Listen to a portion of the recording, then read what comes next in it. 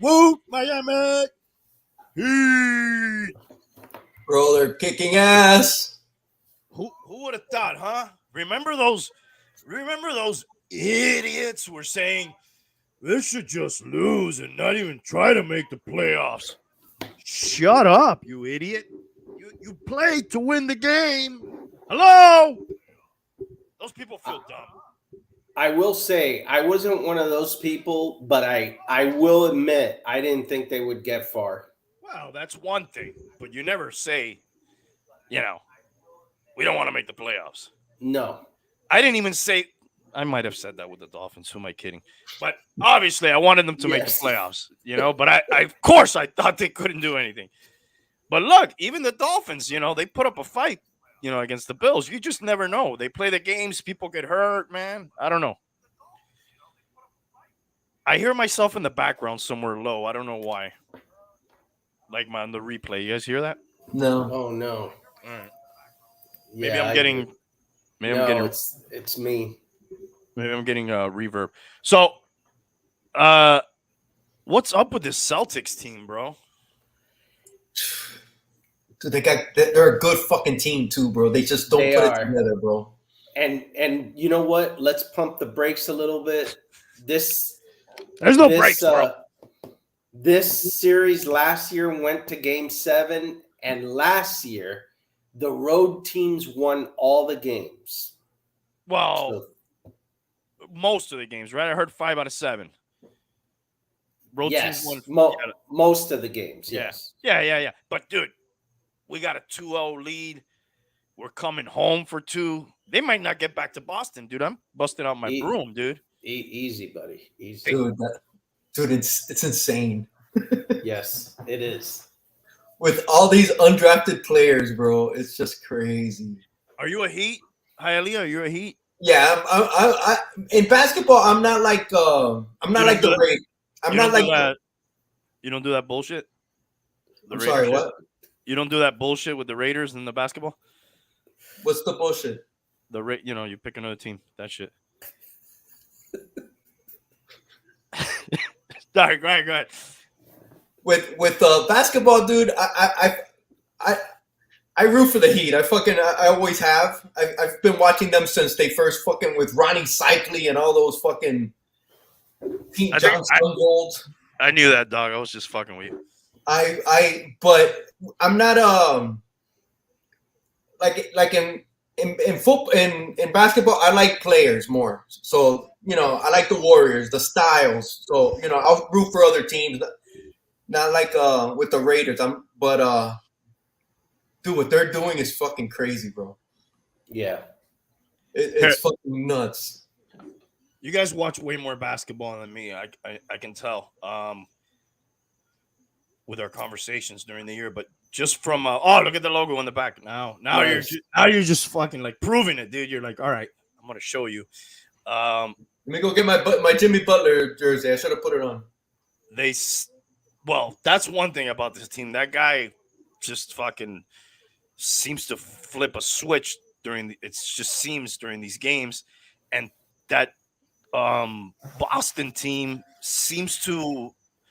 they've been imploding in the fourth quarter, like by themselves with a lot of unforced turnovers. The other day was steals. Today it was just other stuff. And then the worst thing that guy did, what was his name? Williams.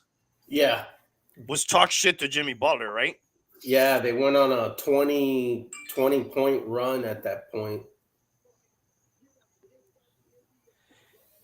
And for some reason, they don't seem to have that. I know Tatum's a great player, but he doesn't seem to have like that killer instinct that like they have with Butler on the Heat, right? Like he's like a one-on-one guy, even though that's what Butler's doing most of the time. But like they just seem in those moments at the end, like out of sorts, like they don't know what to do, where to go. That seems to be the difference so far in all these games with the teams that seem to have more talent than us. We seem to have, I hate to be cliche, but a high basketball IQ, right? Like, we know where to be at the right time. We don't make that stupid error, even though Vincent fouled Tatum on a Terrible. 3-point, one of the worst fouls I've seen with a 5-point league. Hmm. But other than brief moments like that, they seem to have a pretty good, awareness of the game, almost more than whoever they're playing against. Yeah. Also, like a lot of undrafted kind of scrappy guys mixed with other veteran guys that, again, cliche, right? They just seem like super cliche. They seem like they Yeah. want it more than those guys for whatever reason, or willing to. I don't know. Maybe it's just a Miami fan talking. What do you think, Ilya? You see the same shit, or what are you seeing? Well, they're not. They're not like they're all undrafted, man. But they were already played for several seasons together. It's not like they're just brand new guys. Their confidence is just through the roof, bro. They're not scared to take shots. Like at the end, Gabe Vincent taking that shot at the end. Yeah. Come on, dude. He wouldn't have done that last year. Now it doesn't matter, and nobody's getting pissed off if they missed a shot. They just keep playing. They remind who they remind me of, dude. They remind me of the freaking the '96 Panthers. That nobody expected anything. They were upstart hockey. They had nobody on the team except for Van Beesbrook and a bunch of scrubs, and they just made it all the way to the finals, and it was a miracle. They seem just like that. They have the one star because Adebayo's not a star. He's a good supplemental player, even though he was an all-star. But dude, He had a pretty good game tonight. he did. He No, did. he's been good. But he's that 20-10 guy, which is perfect. It's what they need. Yeah.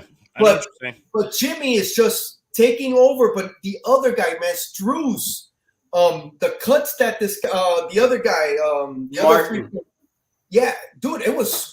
They're playing as a complete team, bro. It's fun to watch. It's fun to watch.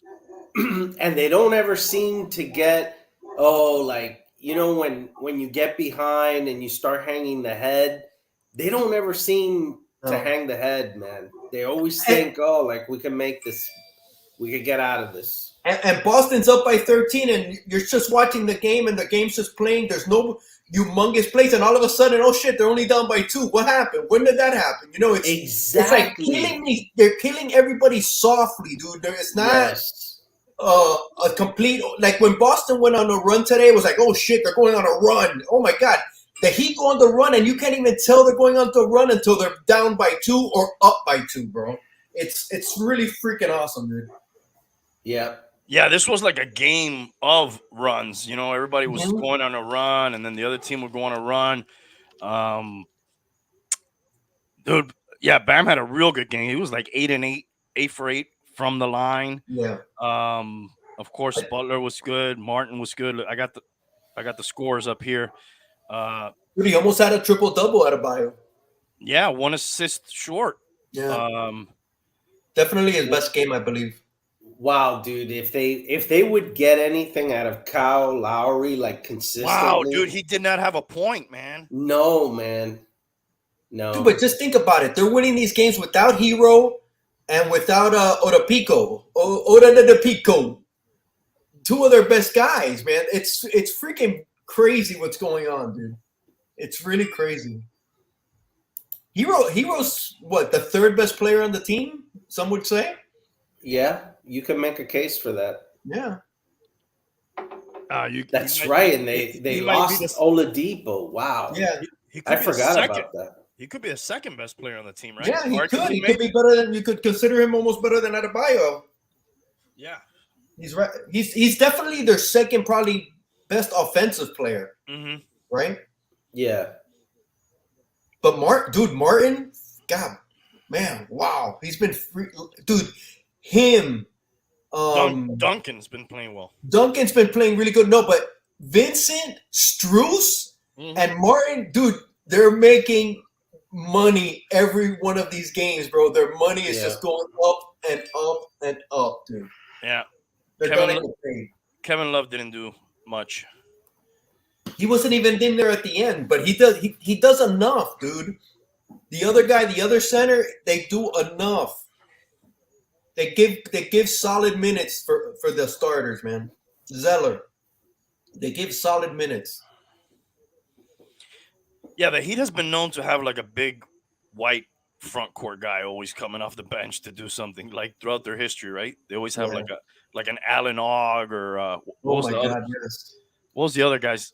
Well, you had Cycli back in the day. Was it? Oh my God, they had Remember the these guy we used to laugh at? Which Um, one? Go with- Marty something. Conlon. Marty Codland.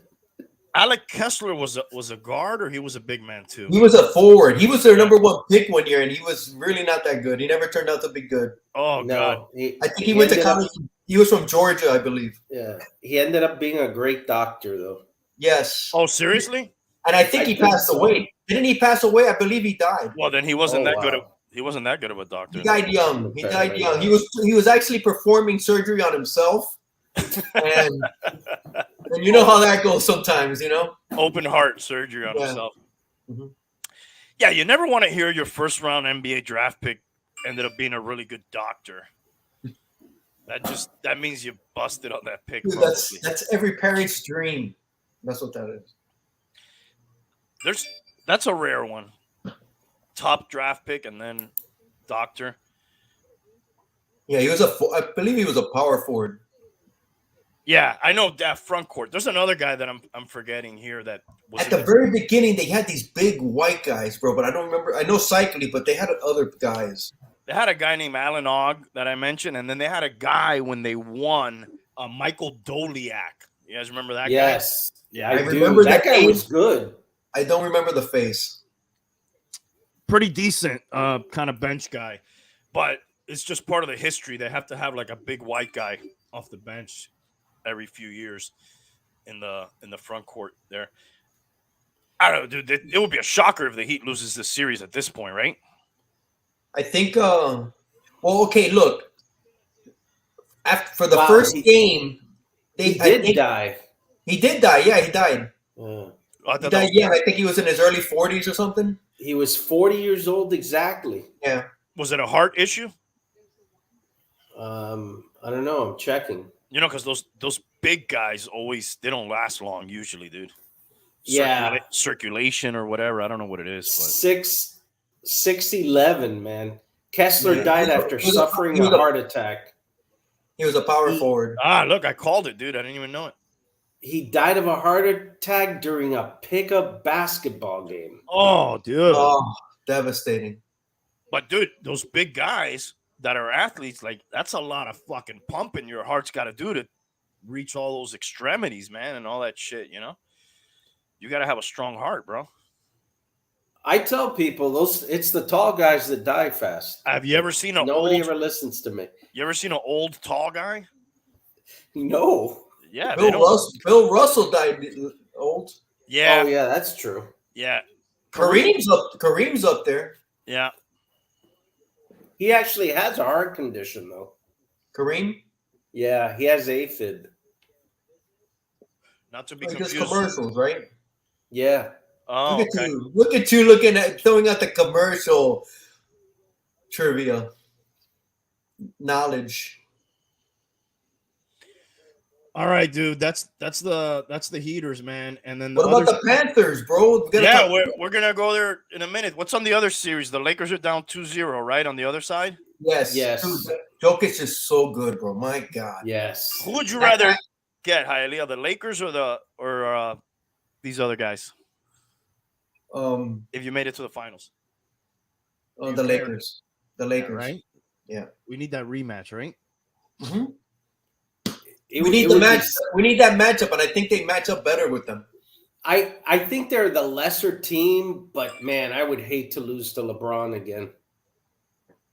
It would be more painful. Beat him. I would like to beat his ass. Yeah, it would be better. It would be better. Like I wouldn't feel bad losing to the Nuggets. I'd feel terrible losing to them. Bro, but you would feel amazing to beat them, bro. Yeah. It would suck to lose the finals, period.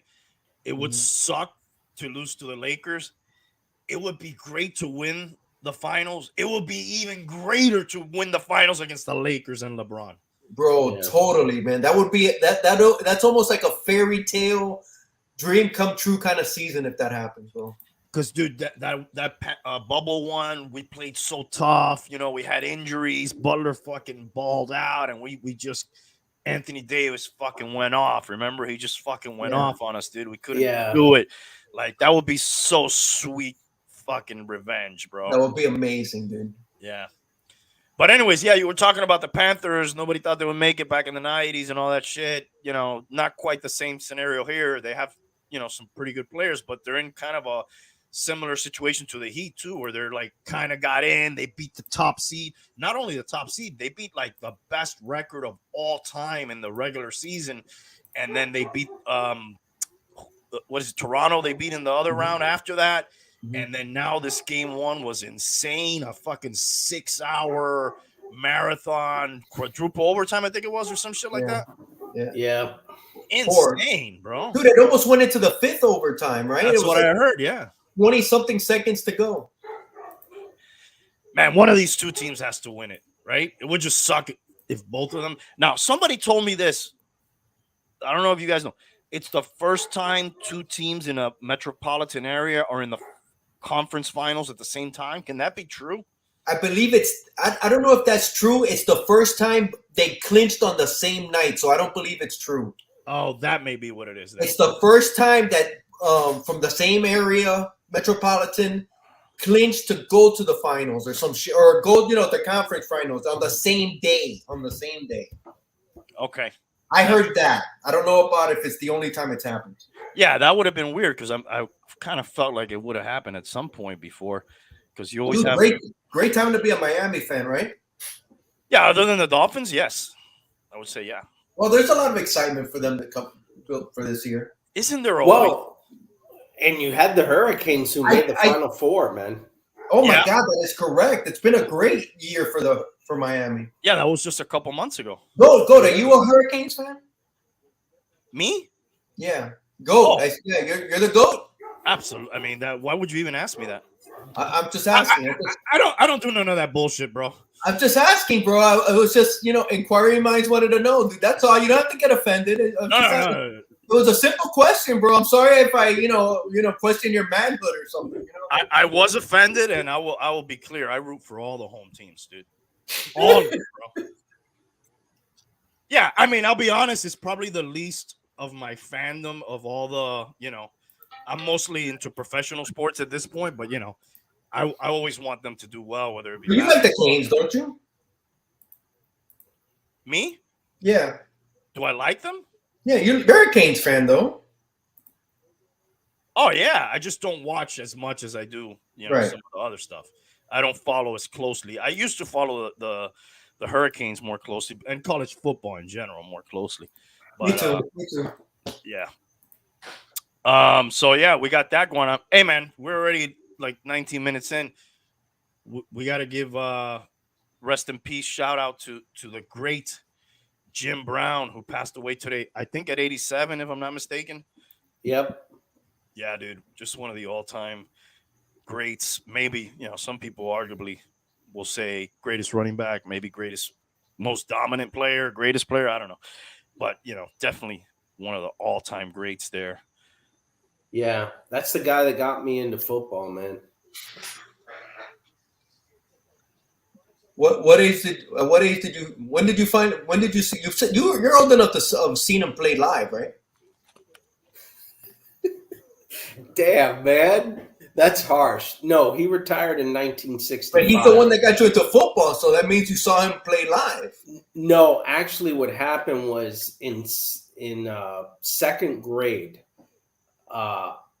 they took us to the library as they usually did.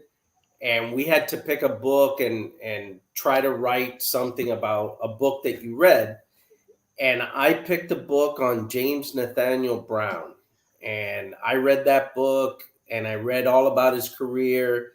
And it was just awesome. Damn, they were pumping books out pretty fast after people retired there, because this was way back too, right? That would have been 76. All right, so not quite a decade after his retirement, right? Yeah.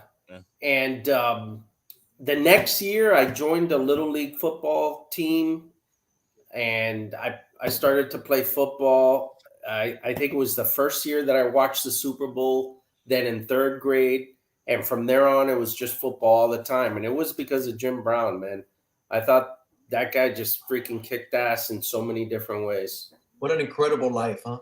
Yeah, Dude. I Incredible mean, person.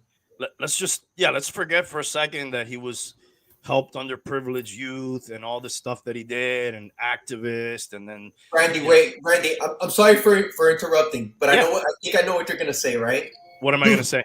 he almost came back at 40 and played for the Raiders, bro. That's what you were gonna say, right?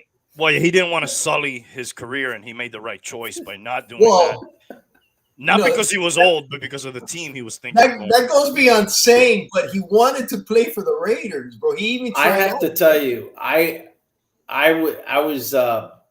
really wanted that to happen. I Me wanted to too. see that Me guy too. play. I wanted that to happen too. Listen, I wrote down a couple little notes about some of the stuff that he did. This is athletic stuff, but he did have other things. Um, Lacrosse, he was considered possibly The the greatest greatest lacrosse player. lacrosse player Yes. Yeah. possibly of all time. There Uh, were people that said that he was a better lacrosse player than he was a football player, and he was more dominant in lacrosse than in football, if you could imagine that. I could imagine it. The guy is like, I consider like Bo Jackson is probably like a kind of, you know, in that obviously much shorter career, but just pure athlete, could probably look. If they gave Bo Jackson some lacrosse gear, he probably could figure it out too. You know what I mean? Like those Yeah. guys are Yeah. Plus, just. back in Jim Brown's day, I think they were only playing. He was playing against Indians. I was gonna say white guys in lacrosse, but I don't know. I think I it don't was know. Indians. The Indians, I don't know. There's some big in. I guess there's some. Yeah, but he still will be a beast. Dude, in high school, he averaged 38 points per game in basketball. About 13 points a game in Syracuse. Um, 15 yards per carry in high school. Did Syracuse win a national championship while he was there? Dude, I am not sure about that. Tank's on vacation today. One of you guys maybe can look it up. I'm not sure. What up, Nighty? What's up? I don't know if he won a national championship. He didn't play a lot. Like he never even had 1,000 yards in college. He had like his senior year, he finally really got to play a lot, and he got like 900 something yards. And I think the Browns made the best decision ever. And I think maybe he was a 6th or 7th pick overall. 9 seasons, rushed for 1,200 yards. A lot of those were 12 and 14 game seasons. 106 touchdowns. Retired in his prime. 3 MVPs. I didn't realize first 2 years MVPs right off the bat. Yes. First 2 seasons. And he had one game there, like his 9th game ever, 237 yards, 4 touchdowns. He kicked extra points in college. The guy literally, really did it all. Beast. Yeah, I think Syracuse was pumping out running backs at that time like crazy. Wasn't his teammate the guy who died? Ernie? I think Ernie Banks. No, not No, Banks. it wasn't That's Ernie a Banks. It's Johnson. Ernie. Not Ernie Johnson's the NBA guy. Brian. We're all over the place. You're thinking of the Bears guy that died. Yeah, Brian you're thinking Johnson. about Brian Piccolo. I think this guy was like a number 1 pick, dude. Yeah, I think you're right. I think there was something with that. Let me look. I'm looking. Okay. Yeah. And didn't he go to the Cleveland Browns too? I think the year before or after. I don't remember. They were teammates for sure. I think so. Yeah. And that caused some problems. Well, we're gonna have to look it up. The guy got some rare disease, but he was, he was primed to be another great himself, and he tragically passed away before his time. I'm pretty sure his name was Ernie, and I'm pretty sure he was college teammates with him, and then ended up I don't know if they were You on know the what? I same. think you're right, Randy. It's Ernie. Floyd, was it Floyd Little? It might be. No. No, Floyd Litter played for Denver. Randy, I think you're absolutely right on that. They went to college together, then he got sick and he died young. Yeah. He was a running back he was a star running back before Jim Brown. I think it was part of the reason that Jim Brown didn't get a ton of playing time at Syracuse until the end. Yeah, I think you're right. I'm pretty sure you're right, man. I've heard that story. Yes. I'm gonna have to look it up here because it's bothering me. Ernie Davis, is that possible? Yes. Ernie Davis. Ernie Davis died at 24. Heisman Trophy winner in 61. First African-American recipient. Paid for Syracuse and was the first pick in the 62 NFL draft. Sorry, selected by the Redskins, but immediately traded to the Cleveland Browns. Diagnosed with leukemia the first year and died shortly after. I'm sorry, I said age 24. Age 23 without playing a professional game. What a story. Yeah, there's a movie called The Express, the Ernie Davis Yeah. story. So what's the timeline here? He's in Syracuse 59 to 61. Jim Brown is in Syracuse 50, 50 where is it? He was drafted in 57. And he retired from football in 65. So he was in Syracuse in 50. This guy came after Jim Brown then. Oh, it was after? Yes, he did. Yeah. And I think after that, after him, I'm going to say Larry Zonka was next. Wow, what a rich history of running backs. Oh no, they got a rich history of players. Donovan McNabb, Marvin Harrison, John Mackey. I already mentioned Floyd Little, Daryl Johnston. Moose.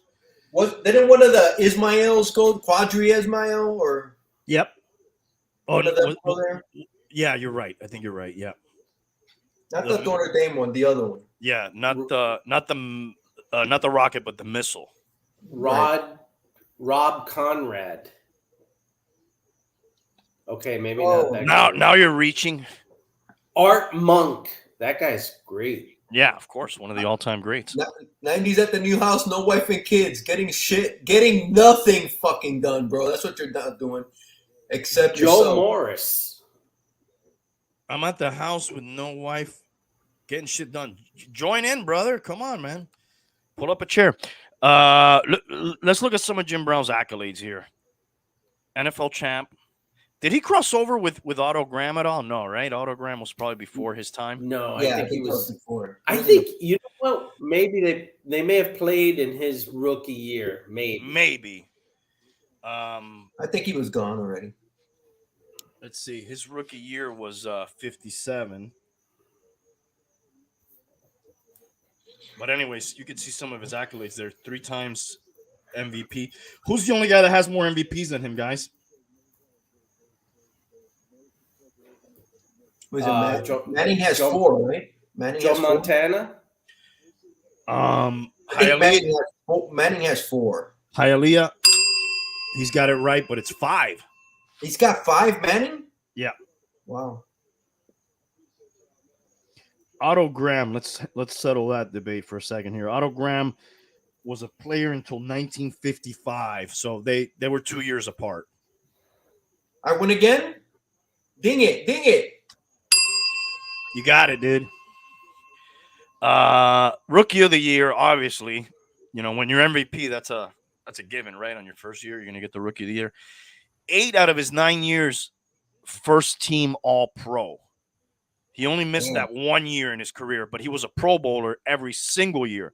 8-time rushing yards leader. He only missed that 1 year. 5-time touchdown leader. He was a scoring leader, all-decade team. I don't think he ever missed a game.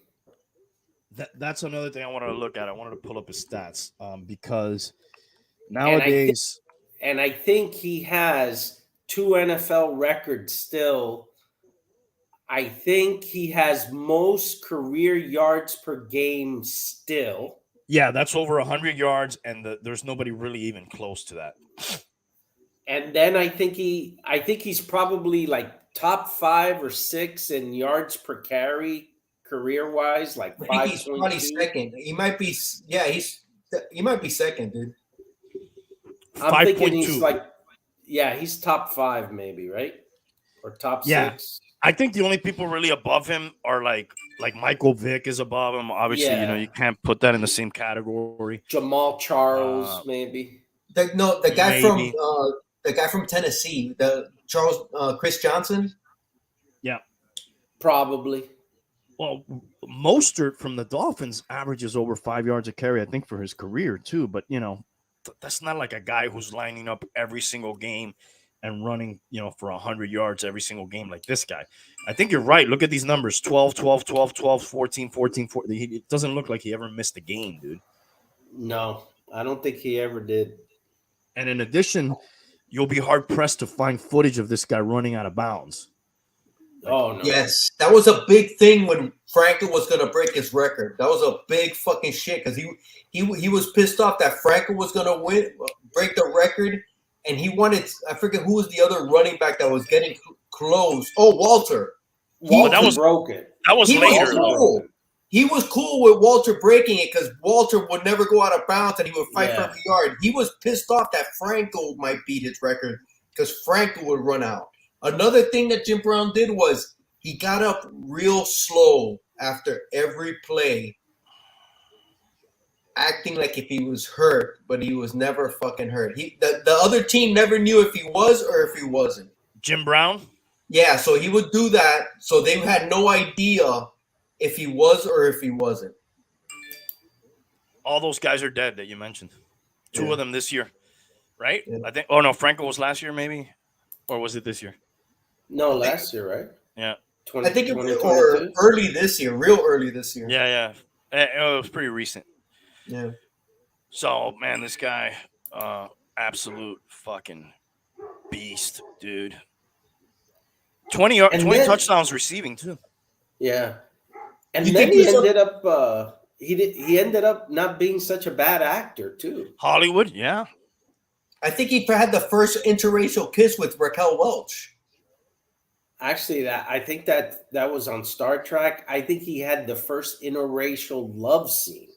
Oh, it was love scene. Okay. Yeah, like it was like a cowboy movie.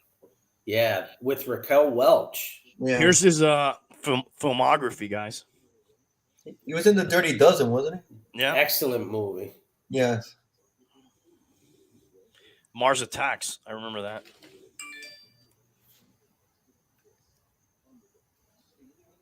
A lot of movies, man. He was in the Blues. Was he in the Blues Brothers? Man, I haven't seen that in so long. What year is that film? Like 78. 79. I don't see that on here. No. Yes. Maybe not. Seems to have done a lot of cameos. Knight Rider, T.J. Hooker, A-Team. Wow. I never even knew he did television. I'm Gonna Get You, Sucker. Oh my God, that's right. He was in The Running Man. He was one of the guys that would were going up against Arnold. I didn't even realize that. A lot of fucking movies, dude. Rest in peace, man. And an activist. Yeah, there's that famous picture. What's it called? The Cleveland Summit or something like that? Cleveland Summit, yeah. He's the one who he organized that. Yeah. Let's see if there's a picture of that we can show. There's some pretty big ticket people in that picture. Yeah, how many of those guys can you guys name? Well, Bill Russell is there, Muhammad Ali, Kareem Abdul-Jabbar. Lou Alcindor at the time, I believe. Yes. for sure. Well, no, he probably by that time he probably changed his name. I know maybe not in this picture, but Rosie Greer has to be in some of these for sure. He was another guy. I think I see Kanye's back there, right? Time traveler. Oh, never mind. Muhammad, Bill Russell, Walter Beach, Bobby Mitchell, who was a great football player in his own right. Willie Davis. Willie Davis, receiver. No, I think he was defense, wasn't he? Hey, 91's a link. Yeah, Willie Davis was the guy who caught the first touchdown in the Super Bowl, wasn't he? Oh no, defensive end. I'm sorry, I'm getting confused with another guy. That was for Kansas City. No, he was Green Bay, wasn't he? Yes, John Wooten, teammate from the Browns. 91's a link. It's in the description, bro. Yeah, bro. It's in the description, bro. You see it in the description? I don't see it in the description, but if you say it's in the description, it's in the description, bro. If it's not, hey, what about, bro? We're not gonna say anything, bro, about Billy Superstar Graham, bro. Rest in peace to Billy Superstar Graham, dude. So many that people, sucks, man. So many wrestlers owed him so much stuff, dude. Ric Flair. Like, let me go send this guy a link. I'll leave you guys with Superstar Hulk Hogan. Graham. Like I had heard that he was on life support and then dead, just like that. That's I'm sorry. What did you hear? I heard first that he was on life support, and then the next thing I saw was the GOAT saying he had died. Dude, he was such a badass, bro. He also, what, did he usher in steroids into professional wrestling? Maybe. I don't know. They were probably taking it before that. Yeah, but he's the one that made it into a bodybuilder kind of shit, dude. Like looking good. Yeah, dude, the 24-inch pythons, baby. You know that, all that shit. Ugh. Dude, he could fucking talk, dude. He was fucking great. I guess he was like the early Ric Flair, Randy Hulk Hogan. He was like the prototype, dude. Yeah. He was so fucking good with the blonde hair, even though it was almost all gone, just like the Hulk. You know, Hulk Hogan. But he had the 24-inch pythons, brother. And he would say, brother. Dude, him and Flair hold him so much shit that he are on fire, son. Fire. Yeah, dude. But I remember him fighting with Bob Backlund, and they would show the wrestling from Madison Square Garden, and it was Gorilla Monsoon commentating the old-time wrestling, dude. And it was him against Bob Backlund, bro, the most vanilla heavyweight champion of all fucking time, dude. That guy was so boring, bro. But he was like the 8-time world heavyweight champion.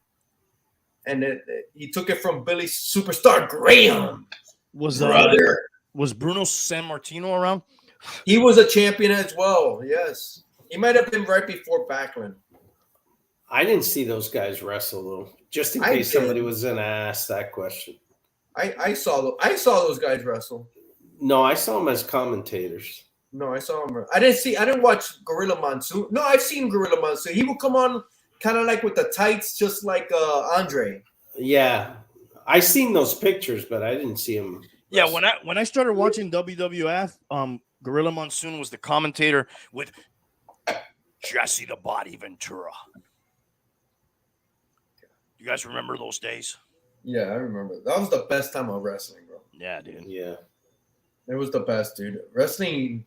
How is it that those guys were so fucking good, man? God. They were so good. They killed it, dude. Like they set such a high bar. Like all those guys, like Ric Flair and, you know, Hogan was kind of a ham, you know, whatever. But like, dude, people love that shit. It's like Flair was like the top, right? But all the guys underneath were just as good, just a little bit, you know. Dude, Dusty Rhodes with his son of a plumber, dude, his talk, the way he would fucking talk, the character, the persona, dude, he was freaking insanely good. They were all dude. I remember, my god, the guy that the junkyard dog, and the way he would come into another one, Rice the another one bites the bus. Another one bites the dust with the dog chain and all that. Dude, it was so. Dude, they were on a whole nother level, dude. No, and the tag teams of the era were great too, dude. They were killing it, dude. You had this whole hierarchy of like second tier, third tier tag team, and then like as guys, other guys would come up and take their place, and fucking Macho Man was there, and fucking Hitman, and fucking the Road Warriors. I'm mixing my fucking NWA and WWE, but there was just so many. It was so huge. The spectacle of it. Dude, Rick Rude, man, Lex Luger, ravishing Rick Rude, yeah, the Four Horsemen. God, the Jerry Lawler, Ricky the Dragon Steamboat. My God. The Steamboat, dude. They were buried. The Wyndhams, dude.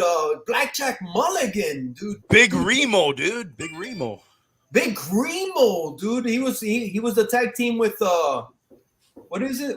Kamala. He was the tag team with Kamala, bro. And Kamala would start hitting his belly and shit. And Remo would start hitting his belly, bro. It was fucking insane, dog. The wrestling was the shit, dude, back then. It was. Ricky the Dragon Steamboat. Did I already mention him? He was good. Yes, you did. Sorry. Shout out. Dude, and then how about Superfly Snuka? Yeah, dude. Superfly Snuka. Oh my! He killed his wife, dude. He killed his wife and got away with it, dude. What a badass! Did he get away with it? He got away with it, bro. The King Kong Bundy. The Von Erichs, the Wyndhams. The Von Erichs, the Wyndhams. Hacksaw Jim Duggan. The Funks. Yeah, dude. Funks. The Gordies, the Freebirds. The Freebirds. You don't remember the Freebirds? Dude, the Freebirds were awesome, dude. The Killer Bees. They made it in style, too. Okay, no, wait. Give me a second. Don't go put a wrestling mask on, dude. Oh, you didn't like the Killer Bees talk? Nah, the Killer Bees were. What was that? Mike Rotundo? Mike Rotundo and somebody else, right? Jumping Jim Brunzell. And Brian B. Blair. That's right. God, bro. Dude, the gimmick was they would go under the ring and put the masks on, and then you didn't know which one was which. Yeah. Dude, the best gimmick ever was. You guys remember Dusty Rhodes, right? Yeah. And you remember the body, and he had that birthmark right on his stomach. Do you guys remember that? He had a big, like a birthmark on his stomach. Yeah. And I remember he lost a match, and he had to leave, right? But then came in the Midnight Rider, right? The Midnight Rider. The Midnight fucking Rider. And it's fucking, he's just in the same black tights, but with a mask. Talking the same, but oh shit! You think it's Dusty? You think that's Dusty? Could it be Dusty? No, man! It's the Midnight Rider, man! It's the Midnight Rider. My God, so good, dude. So and funny. Mr. Wrestling #2. Oh my God, dude! That's your guy. He was so fucking lame. He had that knee lift or something that he would just catch the people. With the fucking ass knee lift, and he would knock him out with the knee lift. It was so pathetic, bro. It was terrible. The bum is gonna put you in timeout, dude. That's his fucking guy, bro. Why are you dissing his guy, dude? Mr. Wrestling #2. Isn't that like your guy? Like one of your favorites? Oh, I remember him. That was from. Dude, he was great. He was great, but when you think about it, he was pathetic, dude. Yeah. He had the little white mask with the black trim. And he would knock people out with his knee. Well, if you think about it, Hogan's wrestling skills were not really that great. Neither were The Rock's, really, or Stone Cold for that matter. But they were just so charismatic, and they pump up the crowd. Was there a Mr. Wrestling #1? Yeah, we talked about this before. No, there was never a Mr. Wrestling #1. It was. I think there was. Yeah, there was, dude. Oh, there was. I thought there was. We looked into this. Obviously not as famous as the #2. Remo, #2. The link's in the description if you want to come hang later. We'll be here, hopefully, or we'll see how far we get. Guys, I'll be right back. Okay. Yep. You were not that much into the WWF days. You were more like the NWA and Yeah, I like was regional Florida. Florida Championship Wrestling is basically my peak. And then by the time the WWF came in, I already had a car, and I was, You were not trying to go limousine riding, and kiss my stealing, wheeling and dealing. yeah, my priorities had shifted, but yeah, uh, I loved all that shit. It was great, man. Well, that the And difference a lot of those guys went to the WWF. Anyways. eventually, yeah, where the money, Yeah, that's where the money was because yeah, they commercialized it. But you watch that wrestling, that NWA Florida Championship Wrestling, those guys were way more technical, and they would do oh like all yeah, the moves and the figure yes, fours and the reverse and the belly to back and all this, and then the rest. And then when you get to WWF, it was more like a spectacle. Everybody had like some crazy costume on and some gimmick. Those guys were more like pure, I don't want to say wrestlers, obviously it's all entertainment, but they seem to like make it more like a technical yeah. type of They match. they did a lot more, and a lot of times the first, I don't know, minute of every of those bouts was super serious. Right. Like it was just all of the moves back and forth. There wasn't any outside interference or Every anything. match would start like this, and then somebody would go like this, and then it was always, or they would pat their shoulders and they would circle each other, and then Yeah, they would get into that, and then the match would start. yeah.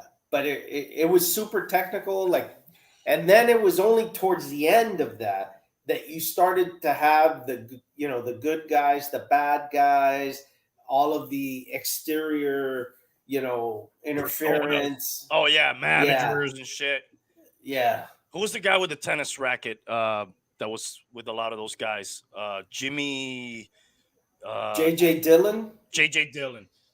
Yeah. Well, the Jim Crockett was another one, right? That was Yeah. yeah. Yeah, dude. Those were the good old days, man. Yes. I don't There were a lot of and they had just a lot of weird characters. The Kendo Nagasaki and Kabuki. Yeah, I don't know the origin of those guys, but I know they had like a lot of like shows where they would go, like Ric Flair would go and wrestle overseas in the New Japan Wrestling, and some of those guys would come here and stuff. But dude, I don't know where I read this the other day or saw something. It was like a compilation of like if these dudes were not wrestlers that could probably rip your head off in a fucking bar or whatever, there was a lot of like weird attire and like kind of very flamboyant, hair and attire and shit like that. Like it was almost like that 80s hair thing where they really pushed a lot of those limits of, they were definitely masculine because they were fucking super built guys most of the time. But a lot of the guys were kind of fruity, dude. Like I don't know. Well, I attribute it to how the rock bands were. Right, that's why they I call said them the hair bands. Yeah. Like a lot of those dudes were like one step away from being a chick, dude. Yeah, they had super puffed up hair, and they dressed tough, but eyeliner, weird. Yeah. And the wrestlers just kind of did the same thing of that time. The ones that had hair, Right. If you didn't have hair, you just went with a bandana. Yeah. Or Hogan did that a lot. Yeah. Jesse the Body Ventura did that a lot. Who lives down in the Baja now, I think. 9/11, I'll tell you. He's fucking crazy, dude. I think he's fucking crazy, bro. What was that? Yeah, what was that? I never watched that. What was the synopsis? You should see it. Just give me give me the quick rundown. What's he saying? Dude, he went there to talk about, basically cannabis and how it saved his family. I think his wife had a bunch of seizures and she was like really fucked up. I've heard that's helped a lot of those people, man. Yeah, I know somebody personally. But in this case, a kid. Yeah, I've heard it really helps.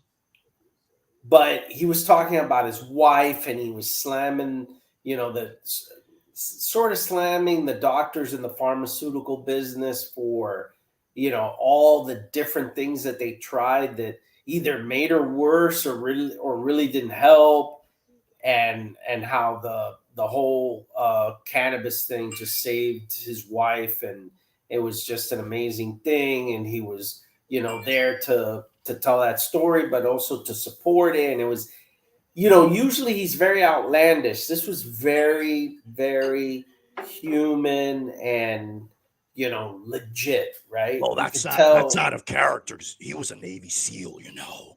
Yes, yes. I was underwater for 30 minutes one time Yeah, down in the Baja. yeah, Yeah, he's a character, dude. He's lived so many lives. Really. yeah.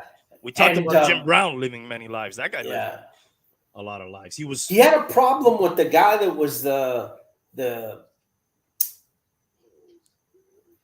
guy that they made the movie, that he was a sharpshooter that Bradley Cooper played. What was I, American Sniper? I believe the guy's name was Kyle something. They met at a Yes. bar, and I think he called him a liar or something like that Yeah. down in the Yes. Baja. I don't remember the story, but I remember reading about it. I remember reading then also that it wasn't true too. Like it was kind of murky. Uh, Yes. I don't know.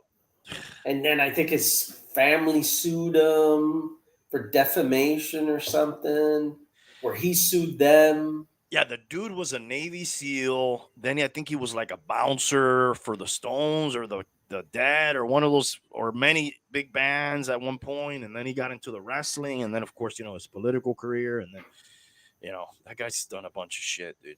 Oh, actor, obviously, right? Did some acting. Yep. I Did a mostly little bit remember of him that. from Predator. I don't know. I think that's the only thing I know him from. He probably did some couple other things, right? At some point, I would assume. But yeah, such colorful characters, dude. From all that rest. Oh, and you had like the crazy guys, dude. Like Abdullah the Butcher and fucking um The Iron Sheik. Iron Sheik, dude. Oh, dude, the best was when Sergeant Slaughter turned fucking teammate of fucking the Iron Sheik, dude, and he fucking became a turncoat. I don't know. That was past your time, probably. Uh, it was around the time of the first Gulf War, and Yes. Slaughter turned he turned heel, bro, and he became like the Iron Sheik's buddy, dude. I kind of remember that. Oh, and then of course they had the Volkovs. Is it the Volkovs? Nikolai Koloff. You had Nikolai Koloff. Volkov too. That was later, but the Koloffs is the ones I'm talking about, which is like two brothers. And Yep. then the guy who was supposed to be like their uncle or something, who's the old school guy, Nikita. Is it Nikita Koloff? I don't remember, but there was a bunch of fucking. They always tied that shit in, right? Yes. Like the Von Erichs or the Von Erichs, because I think their dad was like a German heel, I believe, was his gimmick. And then later they just, those guys were the whitest Texas cowboy kind of guys there was, but they still kept on with that family name. A couple of them died, right? Almost all of them, dude. Jesus. Like there, there's I think it's called The Dark Side of the Ring or something like that. It's a documentary series on one of those cable channels. And it tells the story, dude, of like how just almost all of them, except there's one that's still around in Hawaii, but mostly drugs, suicide, mixed with injuries, and at one point they put in one of their brothers who was like a real small guy. He wasn't really cut out for it, but the money train was so big at the time, that they had to like put in another guy. That kid ended up killing himself, I guess, because he couldn't live up to the family name. Sad story. But yeah, wrestling was that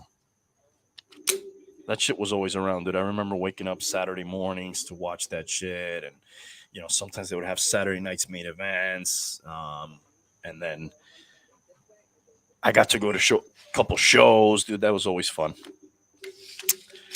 All right, what else do we got? going on other than the Heats. My wife's birthday. It's Panthers. my wife's birthday. I just went to tell her happy birthday. Gave her a gift.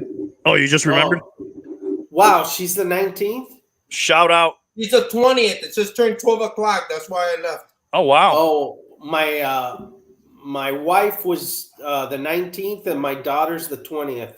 So happy birthday, Vivian. Happy birthday, Jane. Happy birthday, Happy Sarah. birthday. Good old fucking Tauruses in the house. You're not a Taurus, right, bro? But you're coming up now. I'm a Gemini. In a few days? Mm-hmm. 2 days. Hell yeah. So what else is going on in sports? I have a couple other things I want to get into. Dude, I forgot Blake Griffin was on the Celtics, by the way. I just saw him there. They don't let that guy on the court no more, right? Oh, let's talk about Brian Williams and or did we already talk about that? Kind of, yeah. We kind of talked about it. Jawing at Jimmy Butler and how they went on a run immediately. That was so good, right? Yeah, it was almost scripted, right? Mm-hmm. If this were the NFL, I would say there was script writers there. Maybe if it was the WWE back in the heyday, you would think that was written, you know? In the kayfabe days. Yeah. Jesus, you're right. A lot of the Von Erichs are dead. They're actually making a biography movie on them. You never saw have you ever seen The Dark Side of the Ring, bro? I've seen that one. Yeah, man. I haven't seen that. Is that good? Yes. Yeah, I recommend it. I saw a lot of them, dude. They're all pretty fucking good, man. There's even one. Do you remember the Fabulous Moolah? Yes. So I saw her wrestle as like a sweet little old lady. You know, they would roll her out there and she would wrestle. Bro, they said that bitch was fucking mean, dude. And she would get a mean bitch. She was a mean bitch. And she would get those chicks kind of like in I don't want to say a halfway house, but like a place where they could stay. And she would recruit them, and she would sort of pimp them out to the other guys and stuff. And she was fucking the devil, dude. That bitch. There's a show on Abdullah the Butcher and Bruiser Brody. Is it Bruiser Brody? Yeah, he's the guy who died in Puerto Rico, I think, in the locker room somewhere. I don't know if you guys know that story. Yeah, they stabbed him in the locker room. Yeah, and they don't know who it was, but they kind of insinuated that he was involved. Tony Atlas was there. It was like in a stall. Tony Atlas was there, and it was some Puerto Rican. I don't know if it was this guy named Colon. Yeah. Now, was that guy related to the Colon that wrestles now, who goes by Carlitos? I don't know. I don't know. Also Puerto Rican, I think. He has the gimmick with the apple. I don't know if he's wrestling right now for them, but he was years ago. The Funks are still alive. Yeah, that's amazing. Those guys became, at least Terry, like hardcore when they started doing the hardcore wrestling shit with the barbed wire and the bats and all that shit and the dumpsters. He was into that shit. Where they could just one's 82 and the other's 78. Yeah, I don't think they're doing any of that shit now, but like 20 years ago, I think he was, dude, like in his 50s, he was doing that shit. And they could just challenge you anywhere, you know? Like you could be in the locker room and if they pinned you, you would get the belt.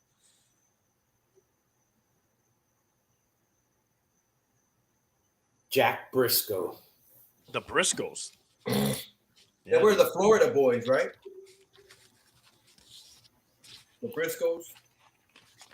Yeah. You remember Buzz Sawyer? Yes.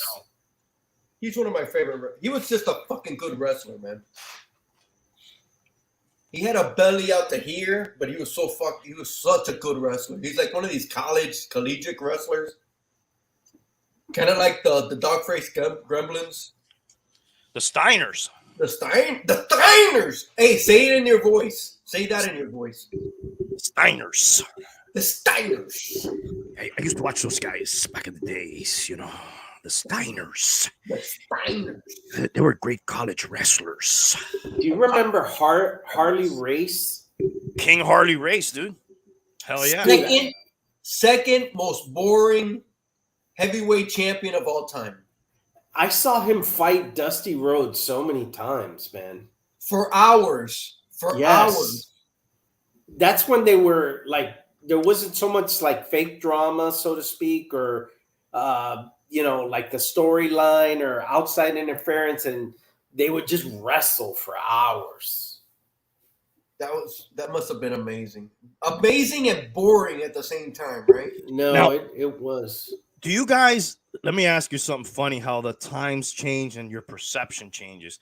Do you guys know Dusty Rhodes? He has a couple sons that were in wrestling. I know one of them Yeah. still is Cody. Do you remember his other son, Gold Dust? Yeah, Gold Dust. That was so horrible. That was pathetic. Okay, now why was that bad? Dude, it was just bad. What was it? Because it was kind of gay. Okay, let's stop right there for a second. Hold that thought. Let me show you. Do you remember this guy called Adrian Adonis? Of course, Yes. but let's go there in a minute. I was just while you were gone, we are talking about the bum that there was always like gay undertones. So here's Gold Dust, right? That's gay. Okay, hold on a second. That's drag. All That's right, drag. Yeah. all right. Let's go. Let's check out his dad for a second. Didn't he become like a bumblebee? Yeah. Now, some of this stuff kind of gay looking too. Yes. Right? Even when he's in the black with the beret, that's kind of like a little of kind of like that Judas Priest Leather gay stuff. Yeah, dude. with the studs and the leather and all that shit. I got Wow, it by watching you, Dad. I never saw him in that Bumblebee shit. Thank Yeah, God. that was pretty bad. Yeah, But that there was. he's a badass. There he's a badass. A lot of soul in Dusty Rhodes. Yeah, in the 80s there was undertones. Then like in the late 80s and 90s there was full blown gayness, dude. Adrian Adonis, bro. He Yeah. went full gay. Yeah. He was black at one time, and then all of a sudden he went pink. Here's Adrian Adonis, dude. Yeah, you see him all in black, leather, and all this, but then he went pink. Adorable Adrian Adonis. This might have been happening also in the 50s, bro, way back when. Well, it was all flamboyant, dude. Even Jesse the Body Ventura, dude. He would come out with like boa feathers or something, right? Or Yeah, you're in tights and boa feather. Like, look at this, dude. Like, that superstar. Oh no, it's Jesse. Yeah, Jesse Ventura. Can any of us pull this off? No. I mean, not even on Halloween would I probably attempt this. I could probably attempt it. Yes. I could pull it off. Yes. Ernie Ladd, remember that guy? Ernie, the cat lad, and he played professional football. There you go. I was about to say, yeah. Like Wahoo McDaniel. Wahoo, he played for the Dolphins. Yeah. With the Wahoo top. The Dolphins had a couple. Was Mervin Fernandez also involved in professional wrestling? I believe so. Mervin. Or Manny Fernandez. Manny, not Mervin. I'm sorry, Manny. Yeah, Manny Fernandez. You were thinking of Swervin Mervin Fernandez. Who's a Raider? Who's a Raider, yes. Now I know why your mind kind of went there, Randy, because you're thinking about the Raiders. He came from Canada. He actually played in Canada. Swervin Mervin Fernandez. Mervin. I know you're a big Raider guy in the closet. No, we were talking about gay shit, and that's probably why the Raiders player okay. popped into my head. No, I don't believe so. I think it was something else, but that's okay. How about Mr. Shido? Mr. Fuji. Yes. Mr. Sheeta. The great Kabuki with the purple smoke that he was throwing. And Kendo Nagasaki. Oh my God, Kendo he had the stick, right? He had the face mask and the face paint. He kind of so good, bro. And it was just hair, and you wouldn't see his face. It was like hidden. He was managed by J.J. Dillon very early on. That guy's a very underrated. He was good. He was really fucking good. You remember Rupert Humperdinck? Was he a manager? No, he was one of the managers. Okay. Yes. He had like really big. It was Saturday morning wrestling for Florida wrestling, and it was like every Saturday right after Creature Feature or some shit. That's what I grew up with. We were talking Gordon about Soley. that when, Gordon Soley. yes, that's So the wrestling I watched. Me too. So long from the Sunshine State. This is Gordon Yes. Soley. So long. And we and were talking that wrestling in the beginning was very technical. They Definitely. would show like those guys were doing all the moves. There wasn't so much like chair breaking and crazy shit happening. It became that later, but in the beginning it was super technical. Dude, I think the difference between wrestling now and wrestling then is they had to really pay their dues back then. So when they did make it to the top, they had a gimmick and they had the experience and they were actual wrestlers by the time they made it. Now it seems just like they just pump them up. If you could be the more outrageous, the more outlandish and all that shit, more whatever. They put in their dues back in the day. That's my personal opinion on it. Yeah, they just probably look for the biggest juiced up guys now that they can find. Now, exactly. Yeah. But these guys, those old guys from like NWA and Florida and all that, those guys knew how to do like tech. It was probably closer to college wrestling and shit, like they knew a lot of fucking moves and the counter. It was always like, even you listen to the announcers are like, oh, watch out here, he's gonna reverse the move and he's gonna come with the count. Like there was always like a whole chain of thing. There was like rules almost, like if this happens, that happens, and shit like that. You know when you knew it was very technical? When they would say, ooh, a fireman carry takedown. Yes. You were like, oh shit, that's so technical. It's a fireman carry takedown. Full Nelson, half Nelson. Half Nelsons. Yeah. Ken Patera with the Nelson. Remember, he was like an Olympian and he would get him in that full Nelson and nobody could get away from it. The first action figure I ever sold when I opened my business, manofactionfigures.com, legit was a Ken Patera action figure. I have the ticket hanging in the bar somewhere. Dude, that's fucking awesome, man. Yeah. And can I get a bell? Can I get a bell ring? I brought him up. I got 3 bells to 0 on you there, bum. Hey, let's play a game. Let's play a game. I'm always down for a game. I bet I can think. Let's see. If you name a famous character or person, I can guess who that person is within, let's say 25 questions. I got two. All right, so I'm gonna ask. Think of one. All right, you got one? Yes. All right, I'm gonna ask you questions about this person and answer them honestly, and let's see even within 25. And this is fiction. This is fictional. It could be if you want. Okay, fictional. Okay. Well, so it could be anybody. It can't be like your cousin Johnny. I understand. Yeah, it's got to be somebody that people would know about. All right. So, is your character real? That's the first question. No. Is your character a male? Yes. Does your character have a human head? Yes. Is your character from a Japanese anime? No. Bum, can you keep track of the questions? That was question number 4. Okay, wait. Let me write down. Never mind. I got it. It's got a ticker. Never mind. This is question 5. Yes. Has your character been in a movie? No. Okay, I wrote them down on a paper. All right. So, let's just take in a second here. Hold on. How many questions in are we? This is question 6 I'm about to ask you. Does your character often wear a hat? I don't believe so. So, one of the choices here is probably not. So, let's go probably not. Okay. Is your character originally from a video game? No. Is your character from a TV series? No. Is your character from a book? Yes. Okay. Does your character have powers? No. You're going on 11, right? Yeah, this is 11 now. Does your character live in America? Yes.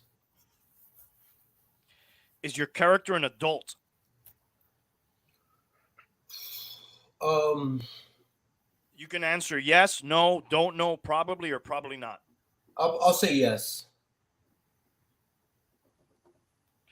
Has your character killed people? No. Does your character have a crush on the main character of the series? No. Does your character use a crowbar? No. You're on 16. Yep. Does your character have any kids? No. Is your character from a series of novels? No. Damn, I think you're stumping him. Does your character know what a cell phone is? No. Is your character linked to Tori Lanez? Don't know who that is. Don't know, so we'll just say don't know. Has your character been on Dancing Stars? No. Is your character the main character of the work in which he appears? Yes. Is your character abnormally large? No. I think you've stumped this thing. Has your character ever been married? No. Has your character met Taylor Swift? No. This is question 25. Is your character linked with New York? I want to. Yes.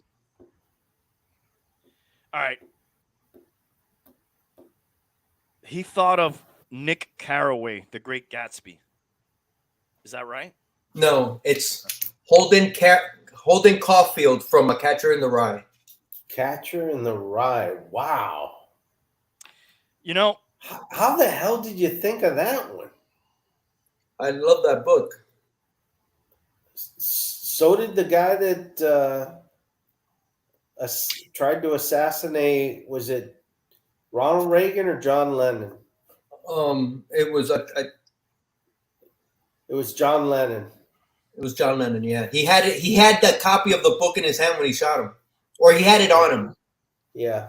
all right, Yeah. you stumped the thing. That was pretty obscure. That's not obscure when you think about Well, it. it's a famous book. Never no made doubt. never made into a movie. I wonder how many more questions he would have had to ask you before he got that. Anybody want to try again? Bum, you want to try? I'll go again. I got somebody else. Yeah.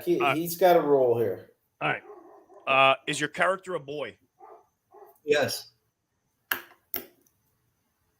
Is your character animated? No. Is your character a famous YouTuber? No. Does your character have a number on their shirt? No. Has your character been in a movie? Yes. Is your character real? No. Has your character ever played in a superhero movie? No. Is your character evil? No. Is your character a human? Yes. Is your character from a book? Yes. Is your character a wizard? No. Is your character a teenager? No. Is your character part of the group chat? No. I don't even know what that means. Does your character live in America? Yes. Has your character ever been married? Yes. Does your character have a daughter? No. Does the name of your character appear in the title of a movie? No. Does your character have big eyes? No. Does your character have a son? No. Does your character use candles? No. Did your character die? No. Does your character live in the future? No. Is your character a dragon? No. Was your character killed by a snake? This is stupid. No. You said already asked you if he died. No. Does I your think you're character gonna stump this. does your character fight in a ring? No. All right, that's 25. Let's keep going. Let's see. He thought of somebody from the Shawshank Redemption, Andy Dufresne. Is that No. right? Don't tell me who No. it is. All right, don't tell me who it is. Let's keep going a second here. Let's see if we can figure it out. This thing was so good, dude. I used this thing. It's called the Akinator, like a few times. Has your character? They never met me. No. Has your character killed people? No. Has anyone tried to kill your character? Yes. Does your character attack people with broken glass? No. Is your character linked with the horror genre? No. Is your character from Legends of Chima? No. This thing is totally lost. Does your character own a company? No. Is your character Colombian? No. Is your character a drama queen? No. Is your character in a sequel? No. Does your character wear a suit? Yes. Does your character work in an office? Yes. Is your character a lawyer? Yes. I think it's onto something. Is your character often seen holding a briefcase? Yes.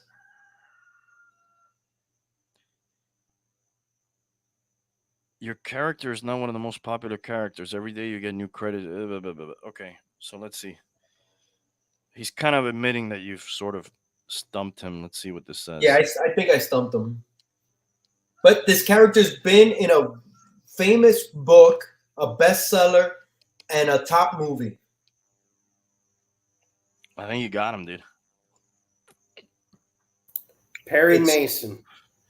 No. All right, you got him. Who was it? It's Mitch McDeere from the movie and the book The Firm. Not Mitch McDonald. He was played by Tom Cruise. Yes. Okay. How the hell did you think of that shit? Because that's I know I read that book back in like 1988, 89, and I remember where I got the book. I got it in Jacksonville, and it was a book that was on my radar back then. I've always read, and I remember I picked that book up. I was visiting my future brother-in-law and his wife, and I got the book and I opened it and I read it in some pharmacy up there in Jacksonville, and the first page was amazing, and the first page just got me, and I've never forgotten that first page, and I've never forgotten that character's name. And the book is so much better than the goddamn movie. That's usually the way it goes, right? Yeah. So here you go. You stumped the fucking thing, the Akinator. Now, Twice. if you come up with some stuff that's a little more common, he'll get it. Probably. You guys watching anything good on TV, movies, shows? Dude, Survivor. This season is every season of Survivor I've watched, every season is fucking great. The one this season is fucking amazing. That's your fucking shit, right? I fucking love Survivor, dude. I know you kid me with Marvel, but dude, Survivor, I've seen every season. We get together every Wednesday, me, Jane, and Steph, and we watch Survivor, and it's so fucking good, bro. That's such a good show. So if they did Survivor with Marvel characters on the island, your fucking brain would explode. Yeah. Yeah. For sure. Yeah. You know what? We got to film. I want to do an audition tape to see if I could get on. You guys want to help me? Oh, yeah. I mean, how long do you think you'd last? Maybe a week. How long do you have to last to win it, usually? It's like 16 weeks or some shit like that.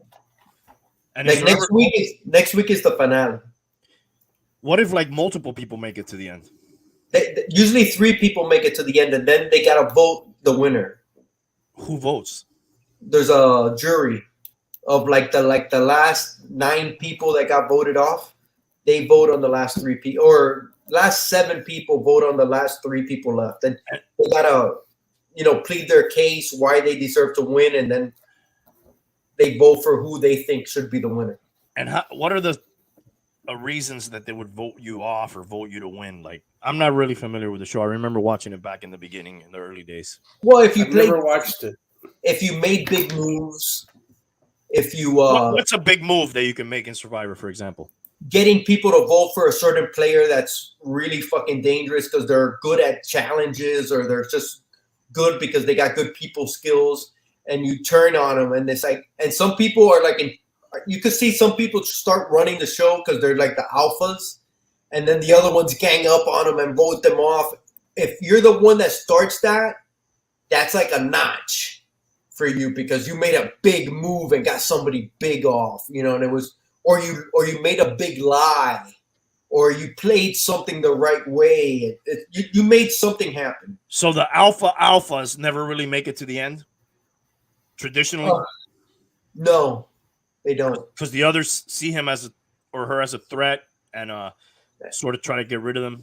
Yeah, if you're running the show, if your head gets too big, you tend to get booted out. When you think you're running the shit, you're out, dude. And you get booted out by the other people vote to right. get They vote for you, right, to get out. Oh shit! So there's like politics. It's total, dude. The show is really freaking good, man. It's like political, right? Like they get together and they're like, "Hey, we should get rid of this guy because whatever." And a lot of them are lying, so they don't know who's lying and who's not. So it's a lot of. So it's like real politics. Dude, it's really good, man. Dude, if you guys could go back and watch this season, it's been fat. And last season was excellent as well. Dude, really freaking good seasons. I saw a couple of things last night or the night before, a couple nights ago. I saw, going back to wrestling for a second, something. It's called Famous. It's a TV series on. What the hell was I watching? I think I was watching basketball, and after the game, it came on. Famous and Unashamed or something like that. It's called. I don't know if you guys know what the hell I'm talking about. No. And it was a story about Hulk Hogan and Bubba the Love Sponge. You guys remember that guy? Sort of famous shock jock guy. He was out of Tampa, right? Yeah, and he was like best friends with Hulk Hogan, like after his wrestling days, and he would go on his show a lot, and they became really famous. You guys remember the Hogan sex tape that came out, and then what was that about? Well, I didn't know, man. I don't remember, or I didn't pay attention at the time. This Bubba the Love Sponge, he let him fuck his wife, dude. He was like a cuck, and he like filmed it, and then he's the one who had those tapes. And bad enough that you're banging your best friend's wife with his consent or not, whatever. But then that's when they caught him saying the N-word and saying stuff about the guy that his daughter was dating. I don't know if you guys remember that. He was like, "Oh, if you're gonna be with one of these guys, at least let's make some money," And he just came off as the biggest, just ruined himself, and he got fired from the WWF at the time. But I didn't remember. Did his wife leave him? Yeah, I don't know if it was exactly over this or like he had done this apparently, like cheated on her is what I'm saying, a bunch of times. But yeah, he's had a lot of problems, dude. But I didn't remember this Bubba the Love Sponge guy. He was on the air down here. Yes. Yeah. Kind of like like a rip-off Howard Stern kind of guy. Yes. Yeah. And then he was he cucked out his wife to the Hulkster, and then he had a tape of it, and then the Hulkster. The show is pretty interesting. Like they try to buy back the tapes, because they didn't realize till later that he really wanted the tapes because of the the racist comments that he made on them. What does that word come from? That whole cuck thing. The full word is cuckold. Cuckold. Yeah, you go on Pornhub and look up cuckold, and it's always some guy fucking some other guy's wife while the other guy's watching. So that's like a thing. That's what a friend of mine told me.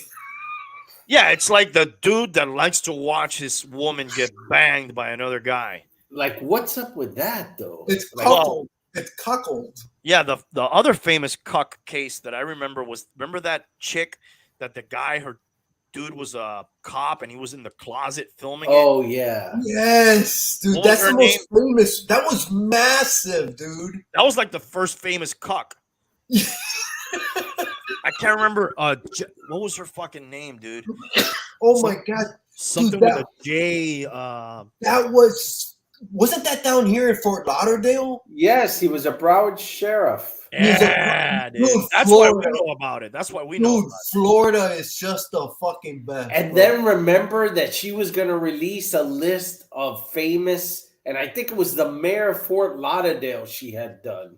Yeah, bro. While he was in the fucking closet, Willits, wasn't it? Willits, Willits. Kathy Willits, Kathy Willits. Kathy Willits, bro. Yeah, dude. Did she do porn later and shit? I believe she did, dude. That was Yeah. fucking crazy.